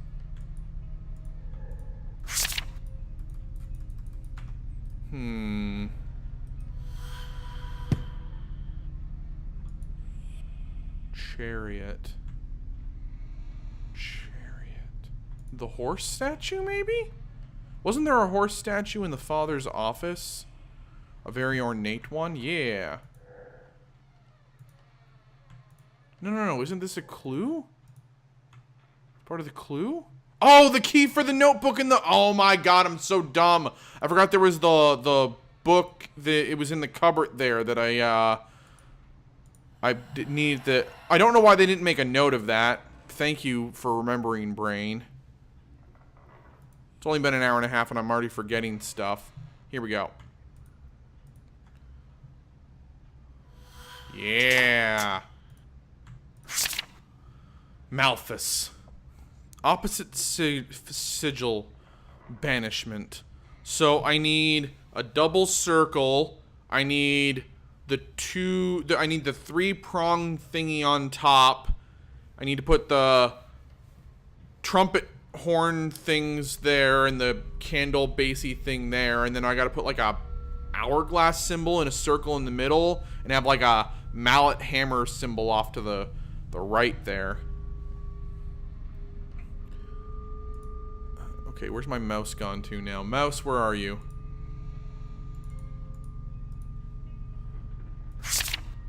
Foras. I don't know much about Foras.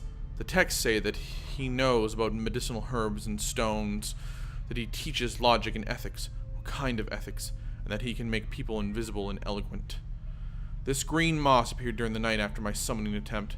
I don't dare remove it as I fear I might damage the sigil. What would happen if the connection were suddenly severed without the proper preparations? So, and then we got Bune? Father's research mentions him on several occasions with a mixture of fear and respect. Oh, that's right, this is Annie talking, from what I understand. He tried several times to enter our world, but not with benign intentions. I don't understand him. Tuesday, November the 25th. I'm not sure why we suddenly went with a American-ish date system, but okay. Malthus doesn't like him. I still don't know if I should trust Malthus, though. Those two have been in open war for centuries in their world. He seems ready to take an opportunity to make his opponent lose ground. Can I count on Malthus to block his way if he tries anything? Alright, so he's got like the devil symbol. I shall summon him at the end. No, opposite sigil. Not enough time. No need. If he escapes, I might do this wretched world a favor. Paimon. So this is Paimon. If one believes Jacques Collin de Plancy, a king of hell, he teaches art, science, and mysteries. He belongs to the order of angels and dominions. He has 200 legions under his command. A perfect match for the spirit of the family, then. The spirit of the family? 22nd position. 4 dots appeared on top of the sigil. Smell of burning filled the room. I'm on the right path, but what do these straight lines on top of it mean? Sunlight? Nabarius. Nabarius is a valiant marquis. He appears as a raven and his voice is hoarse. He can grant eloquence and amiability, and he teaches the arts.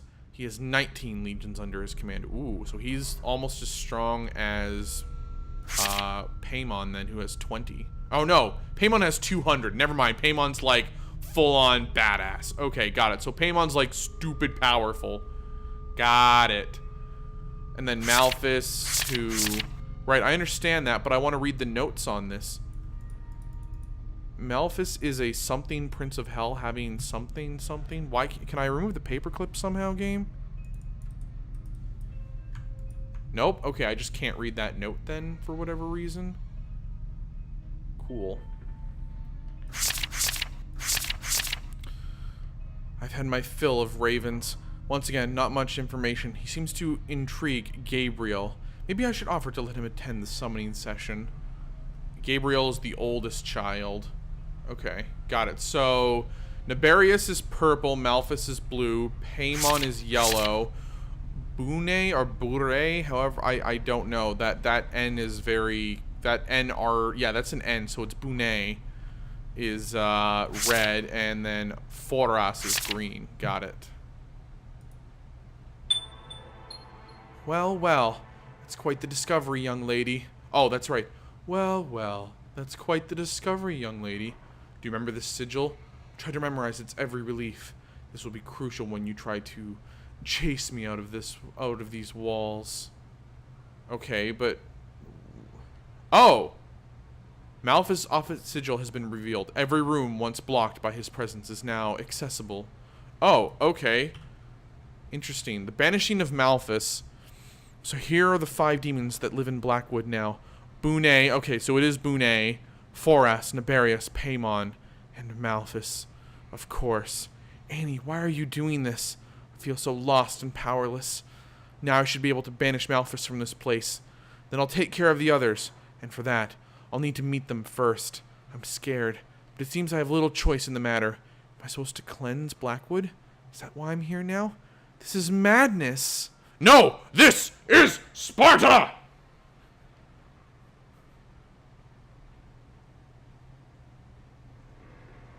Summoning devils for dummies. That's what it feels like right now. Okay, so I'm back on the right track, more or less. We're now back in this room. Can I go through here? I can. Alright, we are now in... Brilliant. Brilliant. I never doubted you. Remember, you must memorize each opposite sigil and the method to activate them. You'll do that in remembrance of me, won't you?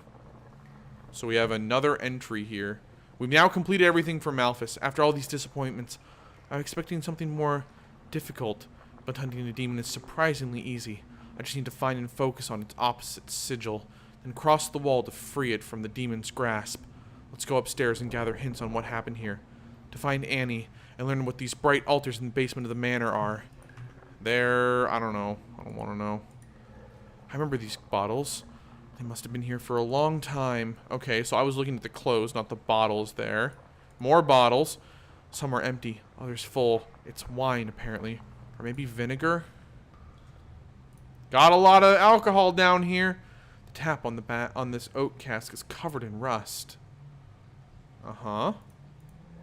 A solitary tasting session? And on to the next room. Oh, good. We're going into the basement further. What am I supposed to find among all this rubbish? I don't know, but probably something important eventually, knowing my luck. Ooh! Secret door torch!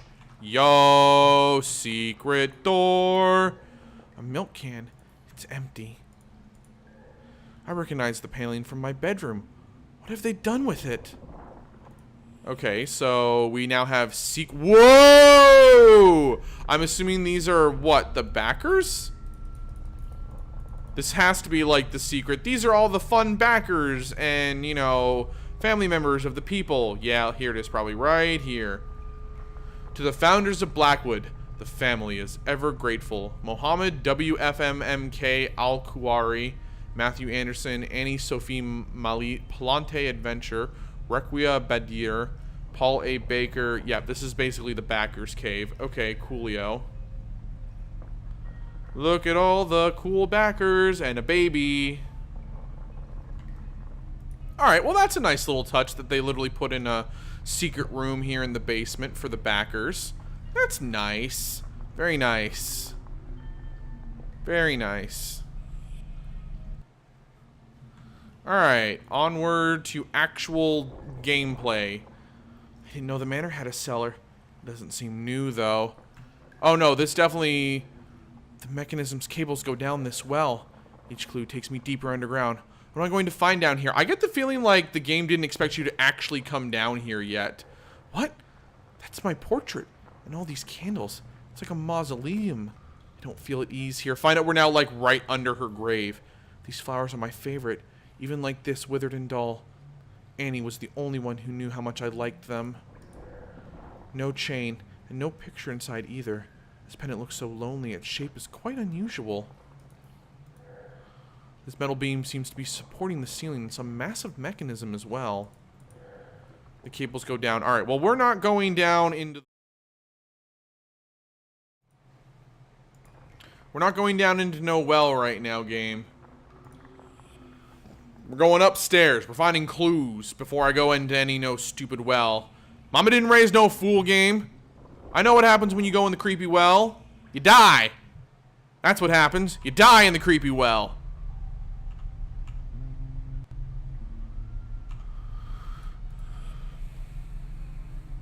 Alright, so now we're in the study here. Okay, so I should, in theory, be able to go to the right here now. Yes. Okay, we got a chest set. There's dust everywhere now. Okay, let's go to the right. Where does this lead? This leads me back here. Alright, so let's go up a room. Oh, yeah! Just screaming creepy face thing. Yep. Father might have had some peculiar tastes in decorating, but he wouldn't have decapitated statues. This is more like how I imagined ghosts before, that is. Yeah, spooky things? Yep. The screwdriver's in good condition. A tool like this is always useful to keep around. Alright, well, we're not going to pick that up right now. Alright, so I can't go to the right very far here. I remember a wardrobe, but this looks more like a confessional. Did someone put it here while waiting to replace it? It's strewn with scattered trinkets. Annie, just like my memories, where are you hiding? Oh, here we go. There's a note hidden in the frame. Let's look at the note. In remember of our discoveries and of hard-working, sleepless nights, this forest will miss you. Anton. That's a... Oh, the ghost of Eldwitch. And he talks about someone named Anton in a forest in the eastern part of the estate. Was he living there as a recluse? I don't recall anything being there. No house. Not even a hut. What was his connection to Annie? If she's left the manor, maybe he'll know where she's hiding. I don't really know my way around the forest, but I must explore it. Okay, so we're basically like, hey, we're going to the next section now. Where could these plants have come from? The greenhouse? But it's 2 floors. You have a greenhouse on top? Whoa, whoa, whoa, whoa, whoa. Whoa, whoa, whoa, whoa, whoa. The greenhouse, but it's 2 floors above here. You have a 4-story mansion, at least. And you have a greenhouse on your roof? What? Look, I know I can't technically die in the well, but I'm not taking any chances. No, no, no, no. Alright, we can go up from here. That leads me to... Oh, we're basically slowly getting blocked off. I've read most of these novels, but I don't remember them. I don't like these patterns. Okay, so if I come up here, though, far enough, yellow, still in the green zone. I can keep going up, though. Oh, we have a clock dial thing? Interesting. Empty, of course. Oh! What's this? A photograph? Or what's left of it, at least. I really like this. I can make out a farm, or is it a cottage? Okay, that's gonna be important sooner or later. Hello, dude that definitely looks like he was born recently. Alright, so purple, and I can go through this door here, which leads to... Ooh. Photo room. I don't see any paintings in this room, only photographs. These pictures must be important, or they wouldn't be framed. This box holds nothing interesting. Some containers, blank paper, a few failed photographs. How I'd love to use these things. I don't know what these are. Some landscapes, buildings, ruins. Not a single face. Notes written in a hurry. Aha, more notes. Eureka! Things to try. Is the photographer the only one who can cast the spell? Is the soul bound? What projection for the photographed landscape? Copied memory? Own existence? Additional questions. What is the link with the human branch of the Goetia? If one can enter and leave a photograph, is the same true of an object? What about soul projection? Returning to one's body? Need to study this with Mother. Okay, so I'm assuming this is Gabriel, because Gabriel was willing to go along with this. Alexander definitely was not. So this is notes from Gabriel about soul possessing objects like what we're doing.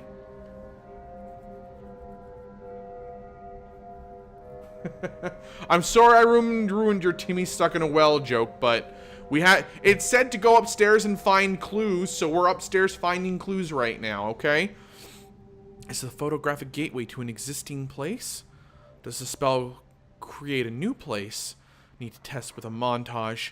If a new autonomous, immutable universe is created, the implications are unimaginable.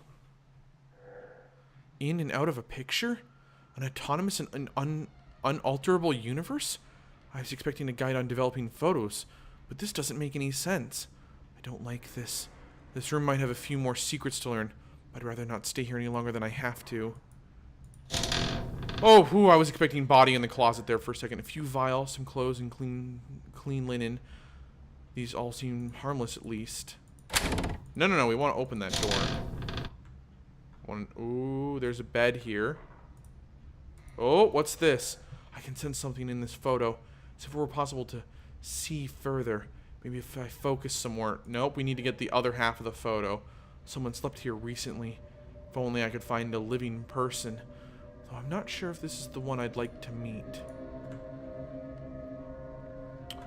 Alright. So, I suspect... I don't know if I'm doing things out of order or not. I'm sure I am, but who cares at this point? We're going to possess this half of this photograph.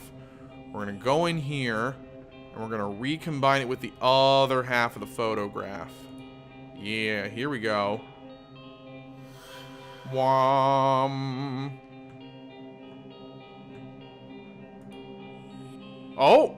Oh! What on earth has happened? I don't see any colors anymore. It's all black and white, like in a photograph. It doesn't make any sense. I need to get out! Yo, Gabriel's Folly. If I remember correctly, red light is used to develop pictures.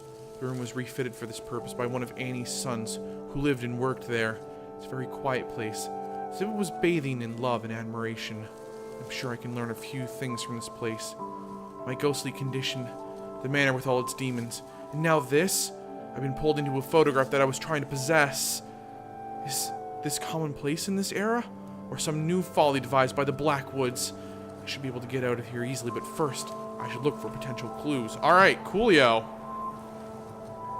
I remember the cottage from the photograph. How strange, it seems I can enter it, even though the picture doesn't seem alive. Alright, so if I double click, I can enter the cottage?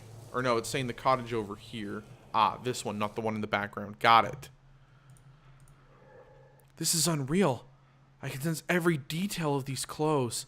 This place is making me see things, sending my senses into disarray. It's driving me mad. No! Shit, I entered another photograph. Oh god, it's like a well of just going into photographs. Gabriel's Folly. The picture I found in the bedroom was incomplete, and I cannot access the missing part. I need to find the second half of the picture to discover the whole scene. A photograph within a photograph. This place has no end. It's a veritable labyrinth, as if its creator, Gabriel, did everything he could to confound visitors and hide something important inside it. This only intrigues me more. There's one thing I'm certain of, though. I cannot possess an object in a photograph, and then go out of a picture and into another one. Each picture has its own universe, but I will need to carry an object from one place to another, so I'll need to find a solution. Oh, okay, that's a hint, for sure. Some pages have been torn away. Gabriel Hodgkin, February 2nd, 1940. Mother's work inspired me to undertake an insane project which had obsessed me day and night, and today, at long last, I decided to begin. I've already gathered all the materials I'll need and took all the necessary precautions. I was afraid of how Mother would react when she found out, but her support has been as unfailing as always. According to her, my work and her research could benefit from each other, and I agree. I can't wait. A few years ago, I would have laughed at myself. Today, however, even if it seems mad, I know that some sort of immortality can be achieved. It is possible as long as one can project one's soul into an artifact, be it natural or artificial. That being said, I would not recommend using a natural artifact. The scant information we could gather suggests that the risk is too great. The results so far are unconvincing, but each day proves to us that Anton and Mother are not far from their goal. Who the fuck is Anton? Oh good, I now have to find a mouse on a black and white screen that is little and tiny and also white. Jesus, game. Who thought the mouse cursor being white was a good idea? As for me, I'm thinking of a somewhat different way to temporarily project a soul in an object, something that would enable me to access its history, from its creation to its daily use. I'll start with a familiar object I know every detail of. I don't want to risk anything. As such, I'm thinking of an object created by my own hand that offers an infinite number of possibilities. A photograph. Of course, I can't possibly know the chemical and physical composition of a photograph, but I am very familiar with the technique, from the framing to the shooting and the developing. Photographing a well-known place should limit the chances of getting lost. It would be a shame not to be able to find my way out of the object. Wow, is this whole family just like completely insane? Also, the music is really creepy. There's a drawing of a strange creature on the box, half fish and half horse. Alright, so basically I can go into every single one of these paintings. I can't see anything. Alright, well, let's get out of the weird picture then. Alright, this looks like a half-buried fortified building. Cool, we're going into the half-buried building. Oh, good. I'm now in an upside-down hellscape. Wonderful. Aha! I flipped it bright side up. Haha! Oh, but it completely changed the lettering on the wall. Look at that. This is 1DAF pound sign now. But look, if I go back and I flip it upside down again and I go back in, it's 2CBB. Food supplies? I'm saved. What? You're a ghost. They look like bullets Grandfather used while hunting, but they're a bit more cumbersome. That's because they are bullet tank shells. Something is hidden behind these railings. A photograph. A young king that I don't know. Oh, England. And a note. First of all, it is advisable to delve as deep as possible into the artifact, the subject. One should go pace by pace from oneself to the subject, cautiously, as if with a flight of stairs. 1. Request. 2. Approach. 3. Invitation. 4. Possession. The idea seems straightforward, but the first 2 steps always leave me in a persistent semi-conscious state for a few minutes after the attempt. and breaking the frail connection between the projection and myself is not recommended. To maintain this connection, one can use rituals. The most formidable ordeal is the invitation. More precisely, the exact moment the subject accepts my projection and opens the door leading into itself. I gradually lose consciousness of myself, and a new world opens. However, this short moment when both universes coexist is a painful and distressing one. Finally, the possession is the decisive step. A sigil drawn on both hands can strengthen the connection. If sigillaria. Interesting. Okay, so I can go down? Yep, we're now in upside down hellscape land. Ammunition and a few pictures and letters. Alright, let's check out the pictures and letters. My dear parents, we've been left here without orders for almost a month. There isn't a living soul in St. Margaret. Those who survived the bombings fled the area. Nevertheless, there's still been no word from either Winnie or Pooh for several weeks now. Chris, can you double check when Winnie the Pooh was originally written?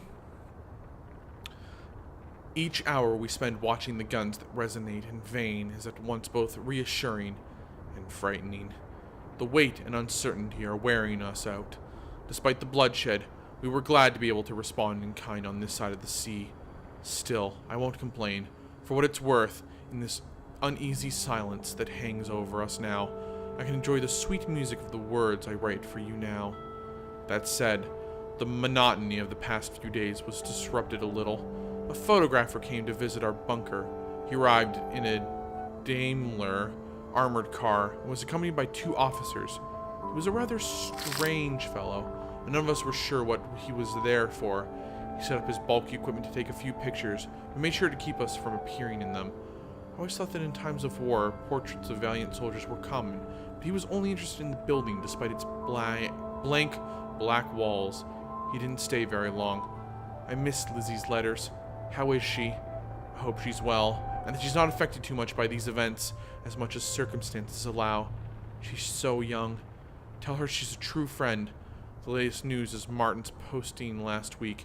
He left the bunker for, and I suspect this guy then died. One of the pictures is missing, but that doesn't stop me from traveling inside the other 2. Oh God. These explosions, and this tiny opening. I don't have to worry about losing my own life, but this atmosphere turns my blood cold.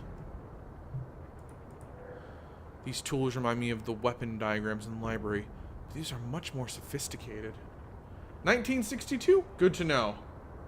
And now for something off topic. Are you going to dress up for Halloween? I do not dress up for Halloween, sorry. This landscape is quieter. This set of photographs makes a panorama. How clever. So, to the summits. The back of the cottage is blurry, but I can still make out a few elements that seem interesting, and then the plains. I'm not sure if the camera angle was wrong, but the picture was placed upside down, and I lost my bearings. I should turn it. I got the impression that the 2 pictures on the wall of the sentry box are part of a set, in which case, one is still missing. Alright, so I can go into half of this. What does this give me? Vehicle destroyed by fire in the middle of nowhere? The label only says developer. Okay, so because I don't have the full panorama at the moment, I'm sort of in between options here, question mark? With love, A photograph of some ruins, just a picture. The trail leads here. I should search for a way to enter. Can I not enter it at the moment? Okay, so I can't go in because the panorama's not done at the moment then? School professor with a mask. Interesting. I hope you enjoy. Aha, I found another picture over here. Ooh, what's this? I recognize this piano. I'll be able to touch a few keys. Oh. Okay, nope. What's this? La Nocturne. Some sheet music brought from France. Fortunately, it's been translated by Annie, I suppose. So, C, D, E, F, G, A, B, C. Oh, God. Chris, will you actually look up, is this piece an actual real piece, and can you find me an actual recording of it? So according to the piano, by the way, if anyone's wondering, yes, I do have a notepad. Yes, we are using it for this game. I would love to see a picture of your costume, Chris. So I need to play C, D, E, F, G, A, B, C.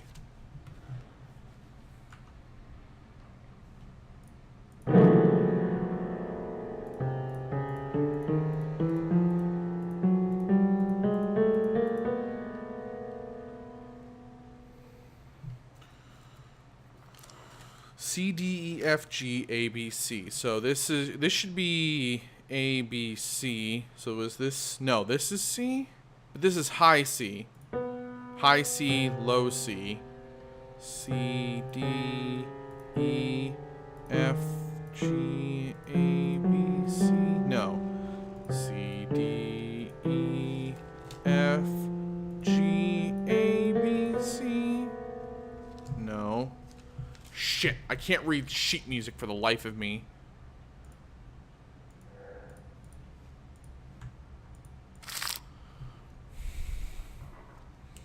Low C, D. Okay, so hold on. C is a white key. That C is white. Black. No. White, white, black. F is a white. G is a black. A is a white. B is on black. And C is on white. So it's white, white, black. White, black, white.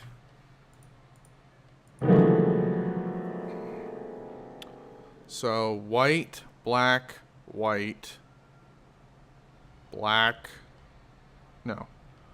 White, black, white, black, white, black, white, white. So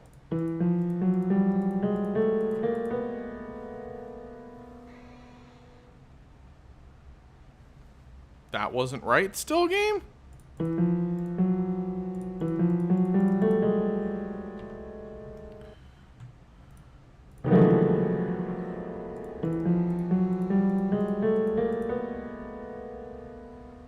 White, white, black, white, sorry. White, white, black, white, black, white, black, white? What am I playing wrong here then, game? Like, if I have to play double white, this is like the only option on this keyboard. Mother used to love her, used to put her favorite novels here. So I'm at the end of the line. Like, there's no other picture here, by the way. Like, whatever I have to do it here on this piano.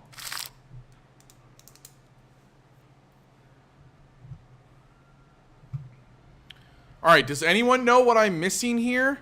Is it saying I'm too, wait, no. Oh, wait, hold on. That C is on a black key.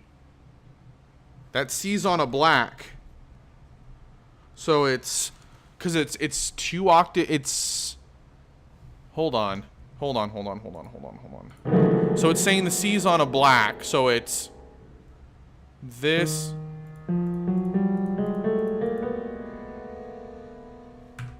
Hold up. Okay, you see how, like, there's almost an extra line there where that first C is? That first C is on black. Then there's... Is a black an octave down? It's saying I need to go further to the left? Hold on, so... Black, white, black, white, black, white, black, white...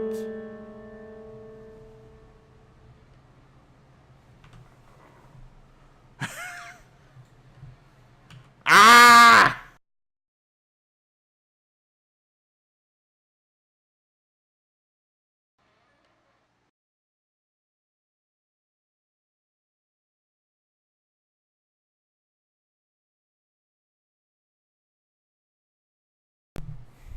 Apologies, guys. All right. You know what? Let's put on some Chopin.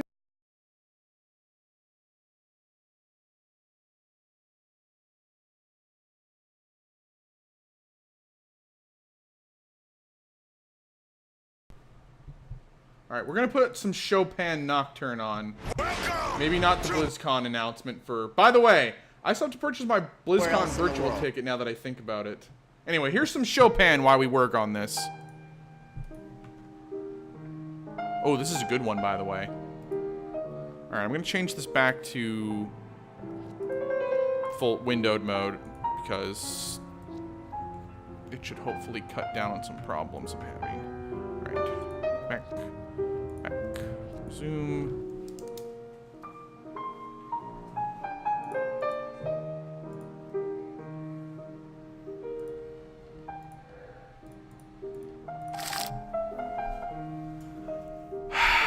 What am I missing?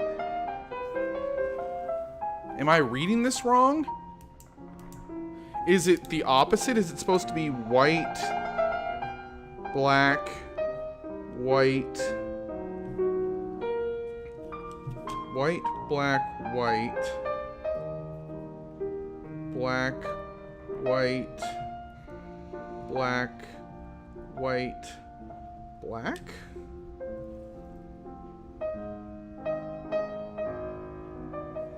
Hold on. I need to remember, is the note on the line the white? In which case that first C, that C, D, D is on a black note, E is on a white note, F is on a black note, G is on a white note, A is on the black note, B is on the white note, C is on the black note then. Let's try that. So, white, black, white, black, white, black.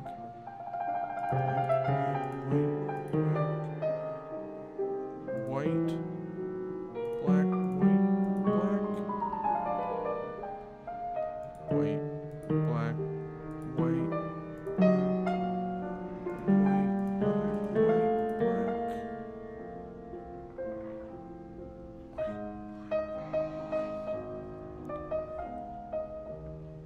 no, if the C is on a black note, I have to end the C here, so it's C, B, A, G, F, E, D, C.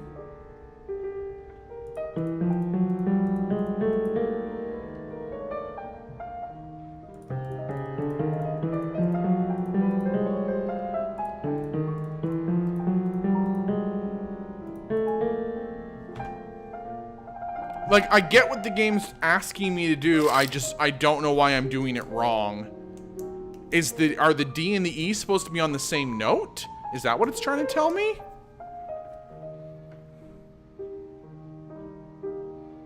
Like, that D and the E look like they're on the same line, basically. Maybe the D and the E are both white? And the C is also on a white? Maybe it's something like this?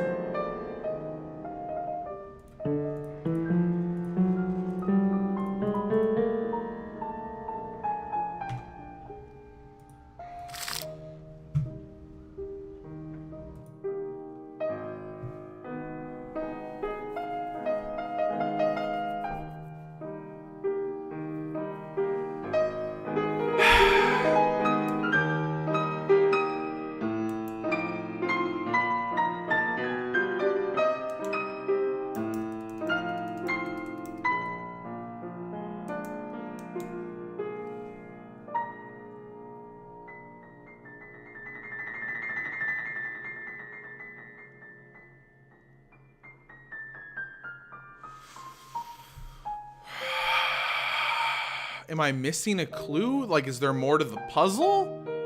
Like, am I supposed to play more notes?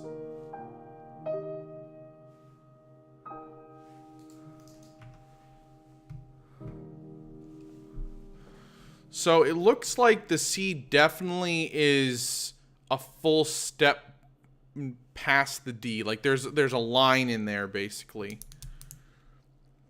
So I think the C and the D, and then we play D, E, F, G, A, B, C, but it's the high C octave.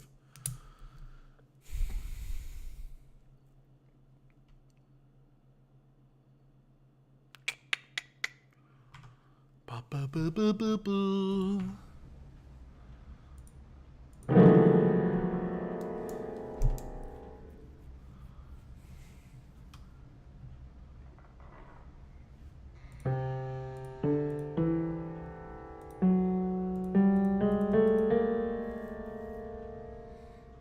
White, white, white, black, white, black, white, black.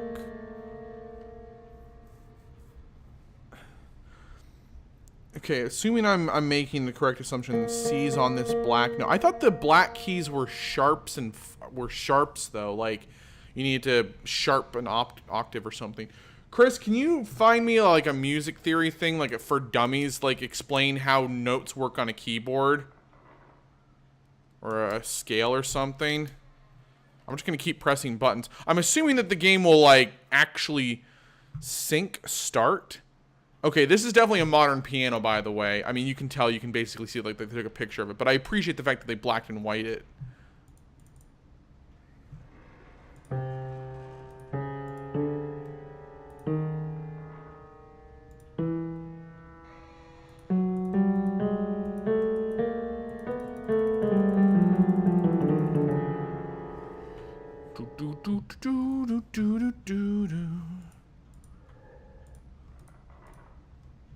Really, game? Really? This is what's going to trip me up? Alright, well, for now, let's go back, I guess. And we'll go back to the farmhouse. And we're going to turn the photo right side up, I guess? No! Shoot.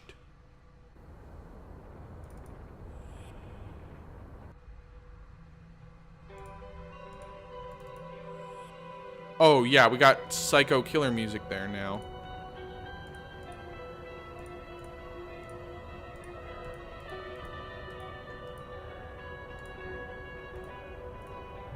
Number 1 DAF pound sign. This is completely different than what was in the other one. Is the note different? No. I can't go out there, but I can go up here. What does this lead me to?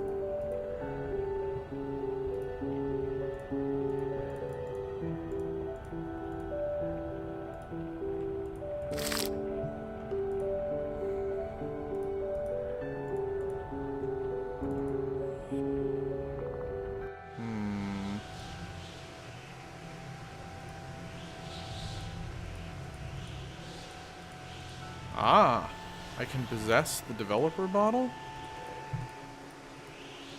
I suspect I can't actually do anything with the bottle until later. Okay, fair enough. Maybe I can tell you what I'm looking for. I'm basically looking for... Hold on, maybe this'll change things now. No, it is still giving me that. I'm basically looking for, like, a keyboard that tells me where the C key starts and a C key ends. That's basically an octave. I need to know what that looks like on a piano, basically. I don't even care what octave it's in. You could literally give me any octave. As long as I know where the C key starts and the C key ends, I will instantly figure this puzzle out then.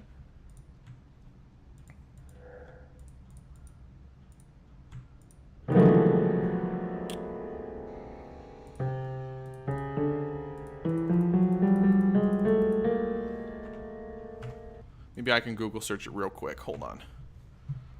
Google. I need you to find me piano C octave. Here we go.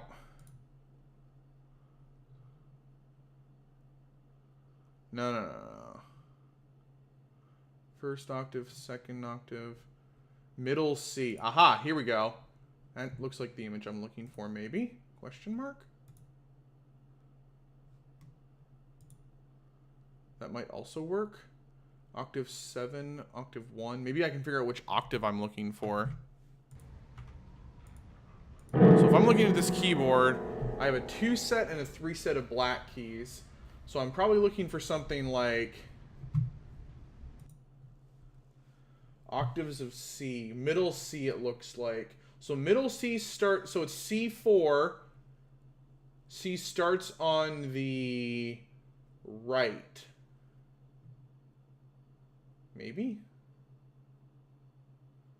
So C's the first key. And then what the fuck's the D? Aha, here we go. Chromatic scale 1 octave of notes. Here we go. Perfect.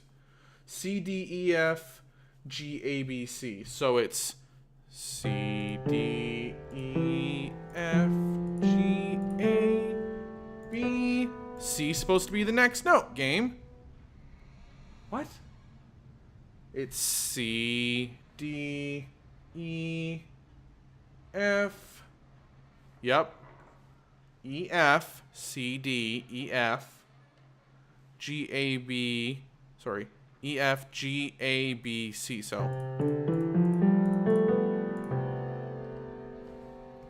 What the fuck, game?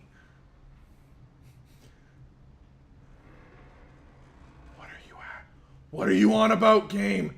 What are you doing? There's literally an unhighlighted key here. It's C, A, yeah, C, D, E, F, G, A, B, C. I don't understand, game. I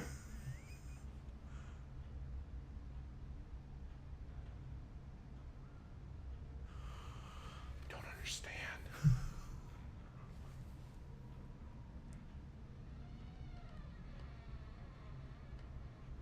Okay, here we go. Do I need to look for a C sharp?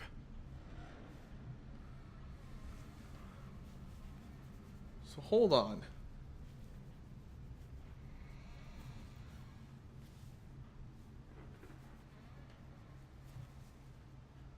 What?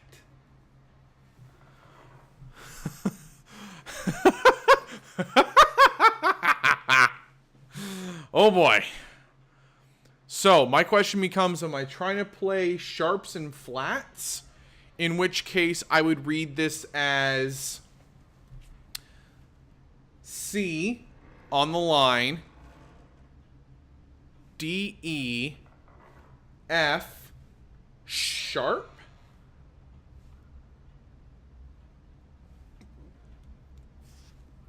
Hold on, is it saying it's asking for a C sharp? In which case, I would read this as black. So it's a C sharp, maybe. And then the D is read as the white key. Yep. The E is read as the E flat, which is a black. We then go to the F key on white. G is read as the G sharp, which is the black key, the third black key. No, the second black key on the right, second black. A is read as a white. B is read as the B, which is the third one. It's a B flat. B flat, which is black. Third black key.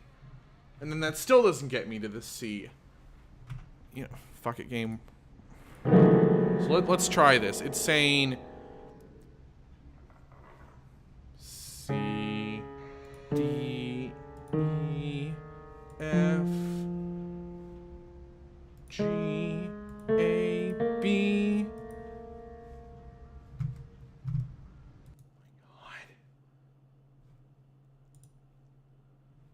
It looks very good, Chris. I like it. The mask is very Grecian, shall we say. Okay, am I reading this wrong still, game? Octaves on a piano. I mean, it looks like I'm in the 4th octave. It looks like that's where I'm at. Because there's not too many places where it's either the first... Oh, no. I guess all of them work like this. It could be the first, second, third, fourth, fifth, sixth, seventh, and then the 0 and the 8th octave are off ones that have an additional key. This is definitely not one of the off ones. So I'm just trying to figure out how I'm supposed to read this then.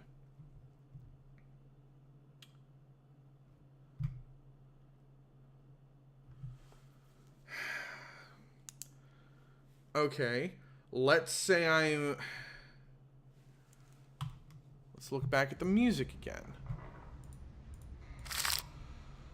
Let's say I'm reading the C as a white, which would make the D key the black one. The question is, which fucking black key?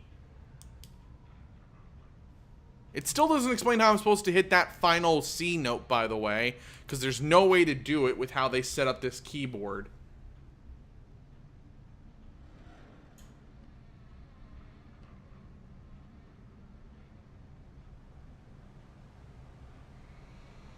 Like, you don't have an additional C note.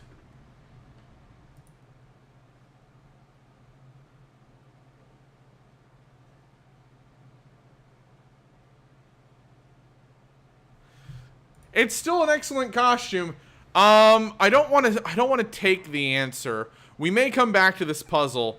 I want to give it one more try.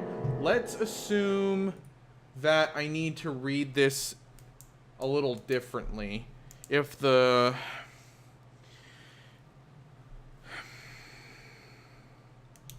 Let's say the C is supposed to be white and the D and the E are both black keys because they're, I don't know, sharp notes or something. The F is on a white, the G is on a black, which would mean the F is white, the G is on the second black key, the A is on a white, the B is the third black key, and then what? The C note just doesn't get played? So hold on. In that case, if I was reading it that way, it's white, black, black, white. It's the fourth white, and then the G key is played. I don't know which G key it is. The G key is a half octave up from the F key, but the F is on white. So would that make it the G flat, which is the third black? And then the A is played on its fifth white. The B key is played on the fifth black. And then what the fuck is up with that C note? We don't know. So let's try this. In this scenario, I play C, D, E, F, G, A, B. Goddamn you, notes! Sure, give me the first two notes. So here's the current setup. Which two keys do I need to strike first?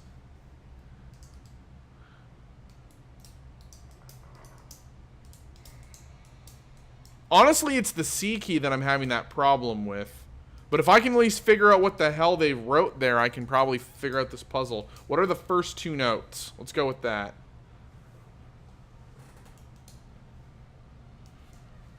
Find out I was on the right track originally or something crazy like that.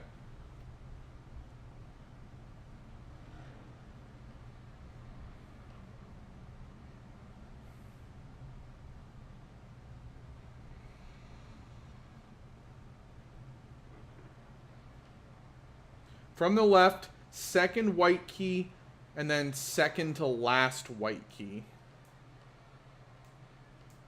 So the C is this C key right here, and this C key right here. What? Oh, second to last white key. So that's the ending note. So this is C and this is C. So hold on. In that case, it's... Let me draw a picture of this here. It's white, black, white, black, white, white, black, white, black, white, black, white. So you're saying it's C and then C. So I need to fit D, E, F, G, A, B in there. That's 1, 2, 3, 4, 5, 6 keys. And I have 1, 2, 3, 4, 5, 6 keys. So literally the puzzle looks like this according to this.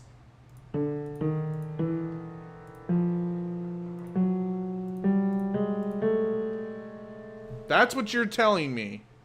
It is C, D, E, F, G, A, B, C.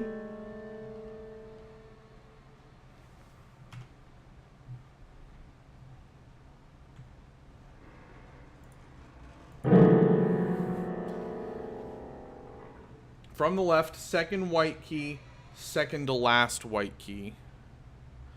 C, D, E, F, G, A, B, C.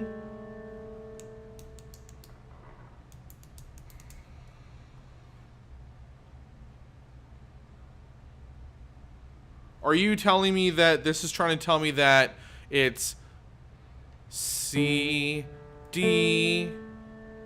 In which case, I am super confused because this note here is telling me you play this in a rising scale, which means you start with the C note and you end with the C note.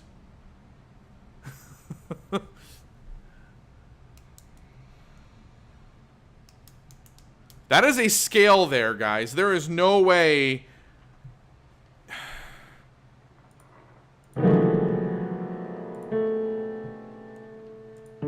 So, bum, bum.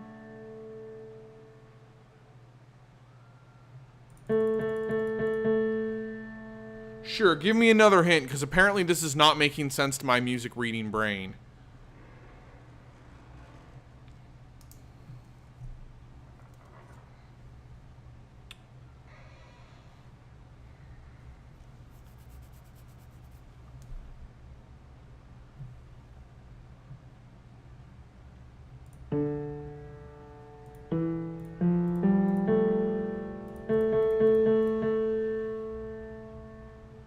C, D, E, F, G, A, B, C. And leave both this and this out. You only use black key? You only use one black key? What? C? What?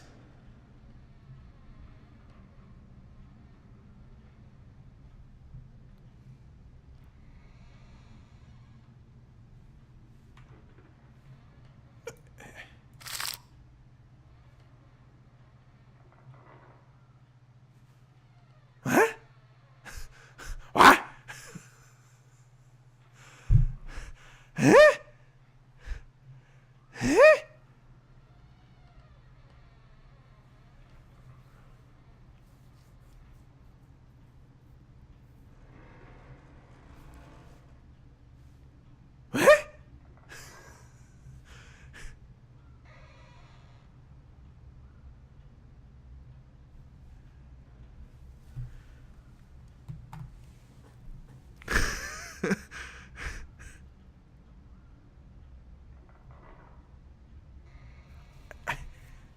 What? What? You only use a single black key on that keyboard, but you start with the second white key? What? That means you're replaying a note. But the white keys are very clearly labeled in that case.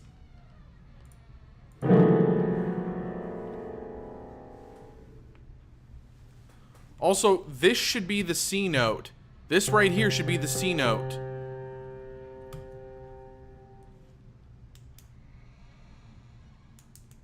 I'm trying to wrap my head around this puzzle because based on this clue, this is not the answer that you're telling me is the answer. You're telling me there's only a single black note, but I'm looking at this. Nope, damn it. I didn't mean to click on the painting. Damn it, game. Oh, wait, hold on. Hold on. 1 DAF sharp. Oh my god. How could I have been so dumb? It's telling me the F is supposed to be the sharp key? What? Hold on. Hold on. Did I miss the subtle clues? Did I miss the subtle clues, game?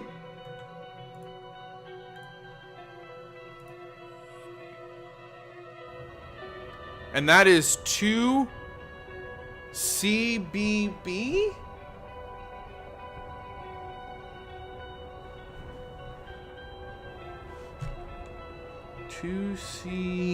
CBB, and the other one was 1-DAF with a pound sign, which is the sharp symbol? Did I miss anything else, game?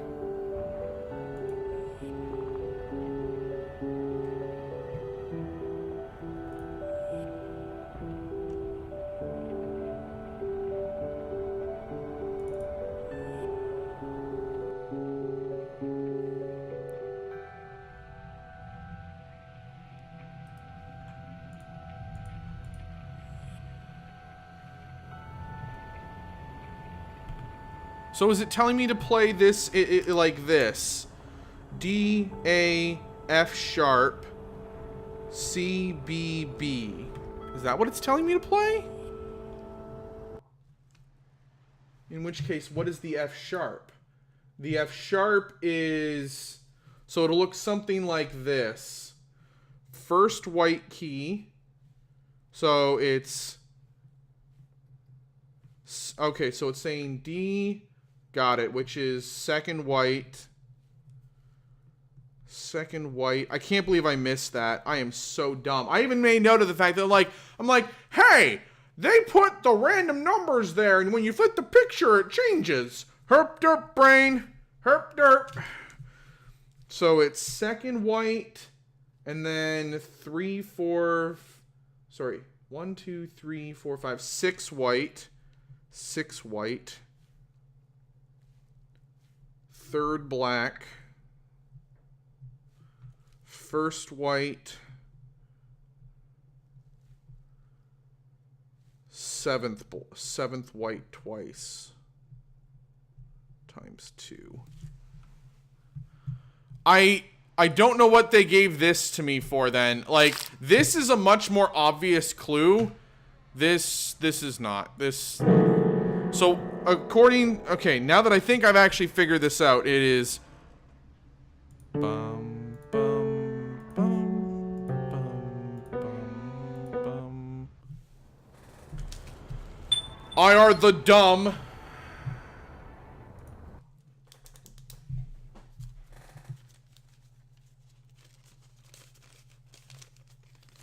Just ignore me, guys. Well-educated college man who works for, a law firm, can't figure out simple, obvious, in-my-face clues. My pride's not in tatters or anything right now. My pride's not in tatters. I'm sorry that I'm so dumb, okay?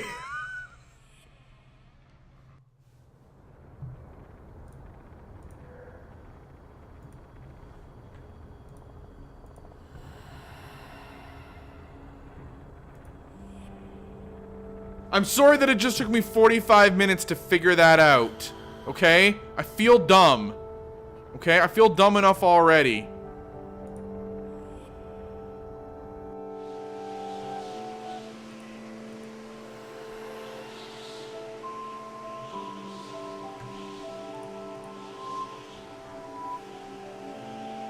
Cairns were usually erected to honor the dead. If I build one for myself, why able to rest in peace? Interesting. I feel strangely attached to this scene ever since I poured the liquid on the photograph.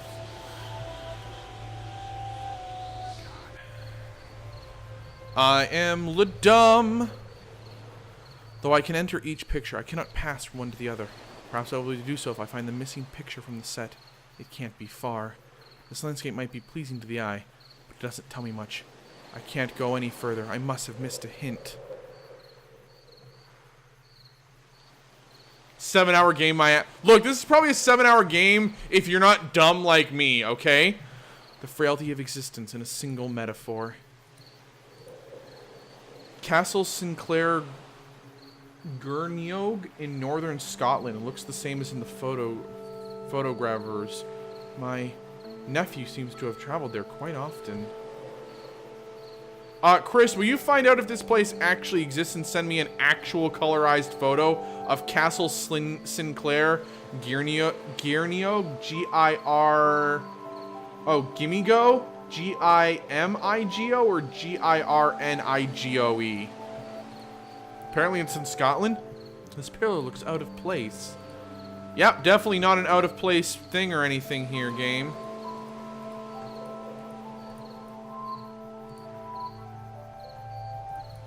Okay.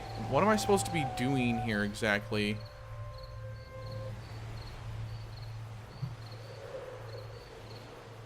Okay, so I think that last journal entry, this landscape might be pleasing to the eye, but it doesn't tell me much. I can't go any further. I must have missed a hint. So I guess somehow I haven't found what I'm looking for yet.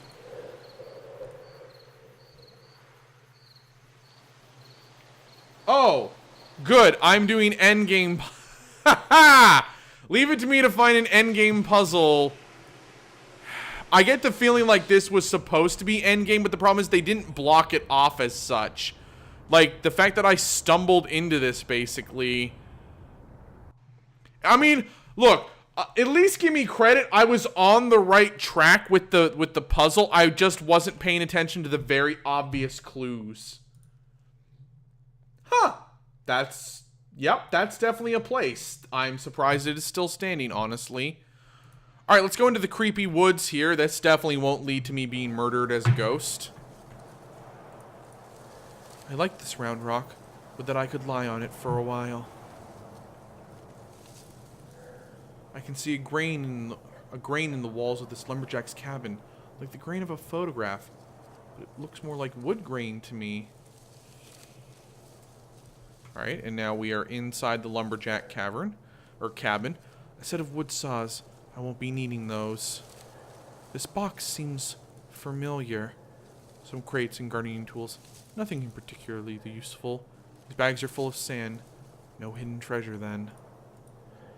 I shouldn't get too close to this workbench. It seems like it's really unstable. This hammer reminds me of the kind used with a chisel to cut stone. A pair of glasses. A vital accessory for any scholar. Okay, so what did I get? Oh, I got a clue here? Or no, the summit. I found a pair of spectacles on a woodcutter's bench. Oddly enough, they're very clean, as if they didn't belong to this place. Or rather, if they had been there, as if they had been put here after the picture was taken. Also, we got a puzzle clue. Sculptor's dream. I remember watching stone carvers in the village. They used such a hammer and a chisel. Could have this one been used to carve stone near the cabin? Alright, so I can possess this hammer.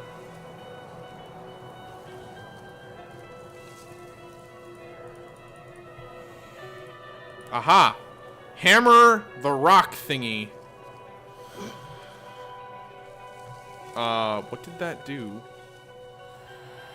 Oh, I get it. Aha! I remember there was a box like this in one of the earlier pictures. So if I put the hammer in the box, I can transport the hammer to somewhere else because it showed up somewhere else in another picture.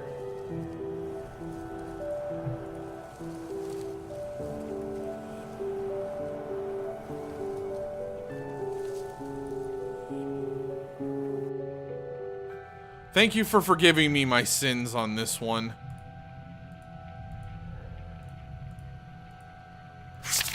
Alright, that's just that entry there. Nothing fun from that. Aha! Yep. This box seems familiar. Yep, and then I can go inside it. And it gets me my magic hammer, which I'm not sure what to do with at the moment. But I have a magic hammer. No, I don't want to turn that picture upside down. So I can't go into the picture with the hammer. So what can I do with this hammer?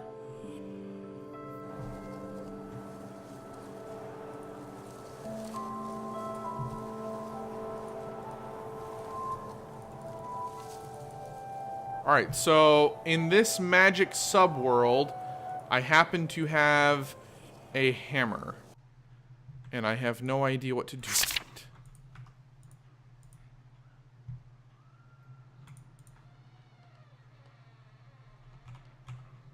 Ooh, it's telling me there's a missing door here. Wait, there's something here to the right still? What? Okay, so I've been here, but it's telling me there's one more entry place I haven't been to yet. So I've been to here, here, here, which leads to this place. Put this back in the box? What was the point of doing this game? 1, 2, 3, 4. What's this? No, I don't want to do that. Stop. So 1, throw the lever. 2, spin the wheel. 3, pull that lever. And 4, pull that one. Aha! You got me another picture. Excellent. I'm feeling my way through, but with so many questions hanging over me. When I possess a picture, what do I see? Is it the projection of my memory, or the real state of the scene at this instant? If I create and then possess a montage, is the scenery invented by the arrangement, or would I be right in saying that a link, a doorway, to an alternate version of the picture is created? What happens in my reality when I possess a picture? How does my body react? Does it move? Do I keep going about my business? What becomes of me? I'll ask Mother to attend one of the rituals so that she can help me to shine some light on this last mystery. I often dreamt of seeing the mountains. Never thought I would see them for the first time in a photograph maze, but I suspect it'll have to do. Okay, so I still have the mystery blurry photograph, and I think this is the end of the line? There's another picture here, but where does this go to? Oh, it goes up here to the Jesus imagery. Coolio. Blessed are the dead which die in the Lord from henceforth. Ye, saith the Spirit, that they may rest from their labors, and their works do follow them. Alright, we go right. Oh, we have a cave. Okay, we have a cave, ladies and gentlemen. And this cave leads... This photograph is troubling and it looks inactive, if I may say so. Ah. Aha. Ah. So I move the pillar in this photograph, and it leads, and it opens up the photo in the other one? Question mark? So it's saying I should be able to warp here. Aha, I did. If I come over here, aha! Ho, ho, ho, ho. I did it. Yeah, journal entry. Cool. So, the plains. I moved a pillar in the edited photograph in the cave, and here it is, exactly where I left it. This magic is incredible. Possibilities are endless. Create fantastic sceneries, parallel worlds to wander into, draw oceans over our heads, resuscitate antique creatures. There is no limit. Gabriel's been way too shy in the execution of his work. Are you sure about that? Let's not get OB like, yeah, dude, create Inception dream worlds. We know how that ends. It doesn't end well. Every detail of this picture intrigues me. It has been carefully framed, but it is set directly on the floor of a cave. And the most curious thing is that it won't speak to me. This is the first of the pictures that doesn't take me somewhere. So we have everything done in the summits and the plains, it's saying, but I don't have the sculptor's dream done yet. I'm missing something there. Okay, so there's a picture here. There's definitely somewhere else to go. This isn't quite Blackwood.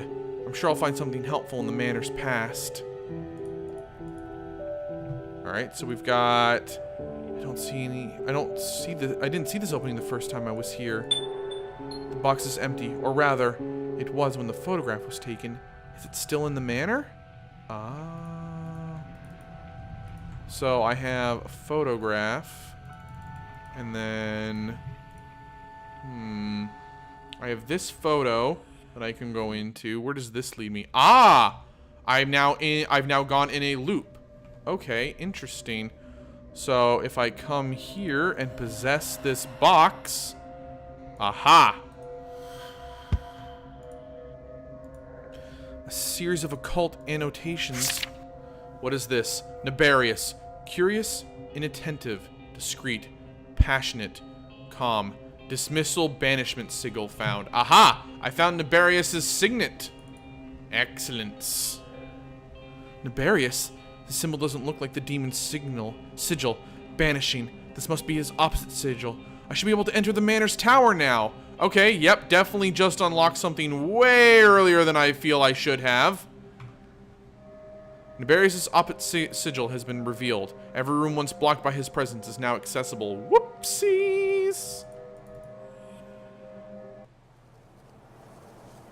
Alright, I want to figure out these puzzle things that are like, you have the magic hammer. Yeah, but what do I do with the magic hammer, game? What is the purpose of the magic hammer that is in this box? What is the point of allowing me to possess it? In this room, in this place, what does it do?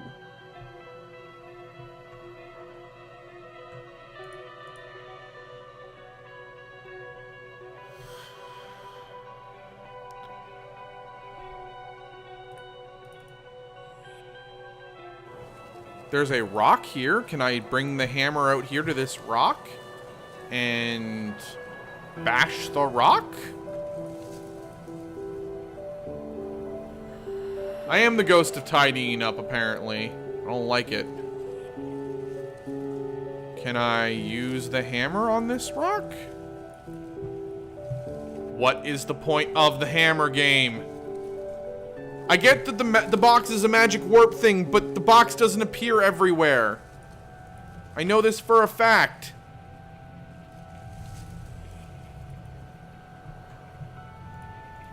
Nope, nothing there, nothing there, nothing there. Look, I'm just gonna click on everything that I have access to at this point in here. Glasses. Alright, so the box, we do something with the box. Okay, I got that. And then I can warp back to the main house. Okay. And I have access to the hammer here now. What the fuck does that do for me?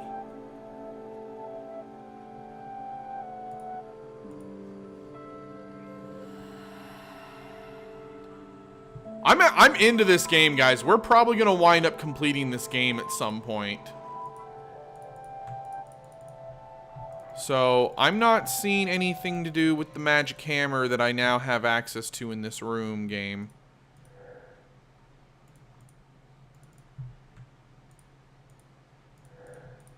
Nope. Nope. Okay, I can't go through the ceiling. What? Am I supposed to...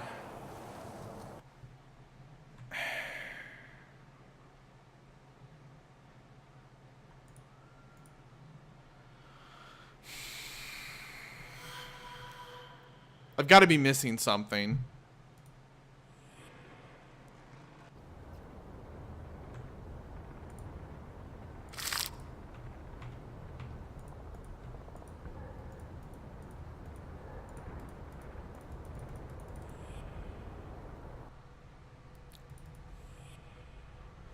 No, I don't want another hint right now. I'm gonna... My pride's been wounded enough for right now. We're almost done for the night anyway.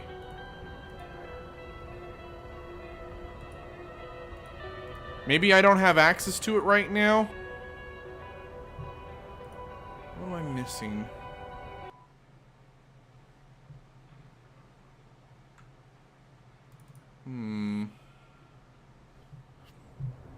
Alright. We're gonna get out of here for now. I found the sigil, which was already more than I was expecting to do in here tonight, but cool. I definitely don't like the fact that it feels like I did something way out of order. I almost wish the game was a little bit more stringent on this. Like, I don't know how to describe it. Like,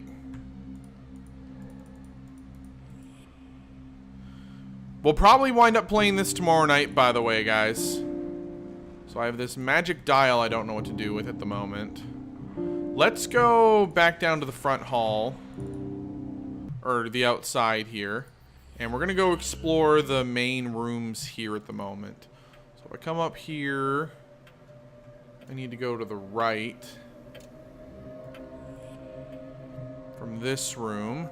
Can't go up yet. I'm not far enough over. Right. Okay, cool. But I can go up over here. Which leads me to mystery room here. Okay. Right. Where is it? If I open up the codex, here's the original map. Right. I have access to, okay, the Silver Labyrinth, which basically I just finished doing, which gives me access to Nibarius now because I found the sigil for Nibarius in the Silver Labyrinth.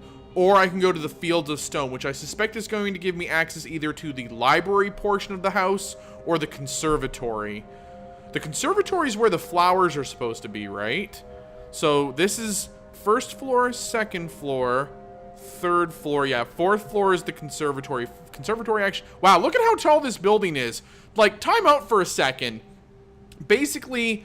The office is on the first floor, okay? There is a second floor above that, technically. You then have the third floor, which Malpheus was basically controlling. The fourth floor where the conservatory starts. The fifth floor where the library starts. You then have the sixth floor, which is the...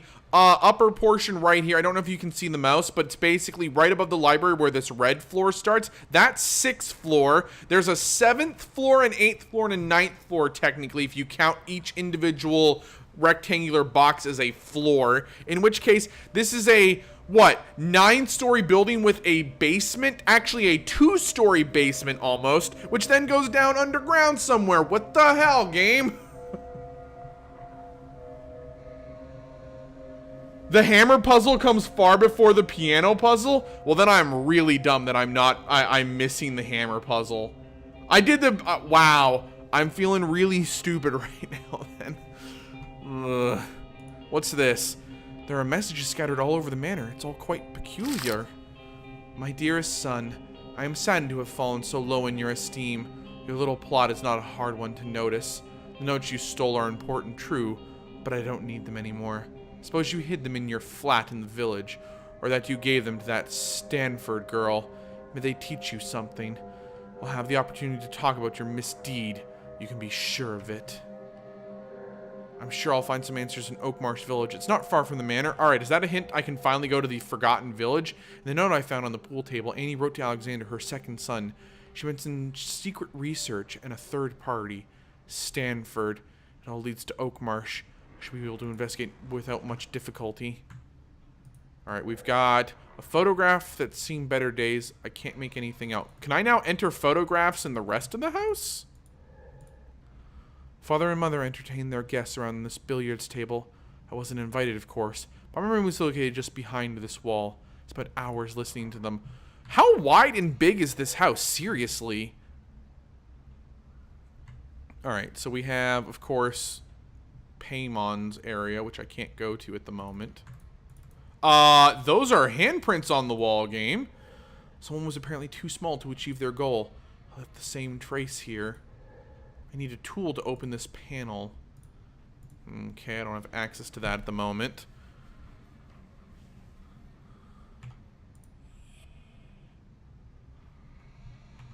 Ooh, what's this? I missed this earlier. There's some sort of recess in the wall. I should be able to open it. The same knickknacks left to rot, just like everywhere else. Nothing is particularly illuminating. Alright, and I have... could have sworn... 2, 3, 2, 1. I don't know the code for that at the moment. Oh! An empty glass tube.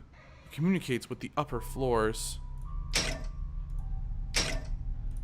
Ah, I get it. I get it. I can use that to transport stuff from the lower floors here if I need them. Gotcha.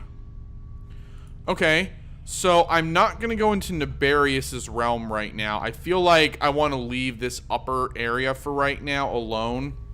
I feel like I sort of messed up going in here to the Silver Labyrinth so soon. So instead we're going to go down to the underground creepy cave tomorrow. So here's my plan. I'm going to play this game more tomorrow. I am enjoying the hell out of this game. And according to Chris, I should have this game done in the next 4 hours. But given the fact that it took me 45 minutes for the puzzle, I highly doubt that's actually going to happen. So, guys, I'll be back tomorrow night. More Goetia. We're hopefully going to wrap it up. If not tomorrow night, definitely Sunday night. If this takes longer than 9 hours, I'm going to be a little surprised. But I hope you're all enjoying this. I think this game is great. I think the lore is really interesting. I mean, I think the puzzles are great. I mean, the fact that I'm pulling out pen and paper, I'm engaged with this for sure. So I hope everyone enjoyed tonight. I'll be back tomorrow night, 7 to 10 p.m. for more Goetia. We're hopefully going to be able to finish it up. And as always, guys, if you haven't followed already, hit that follow button. It would help me out a lot. And take care. I will see you next time.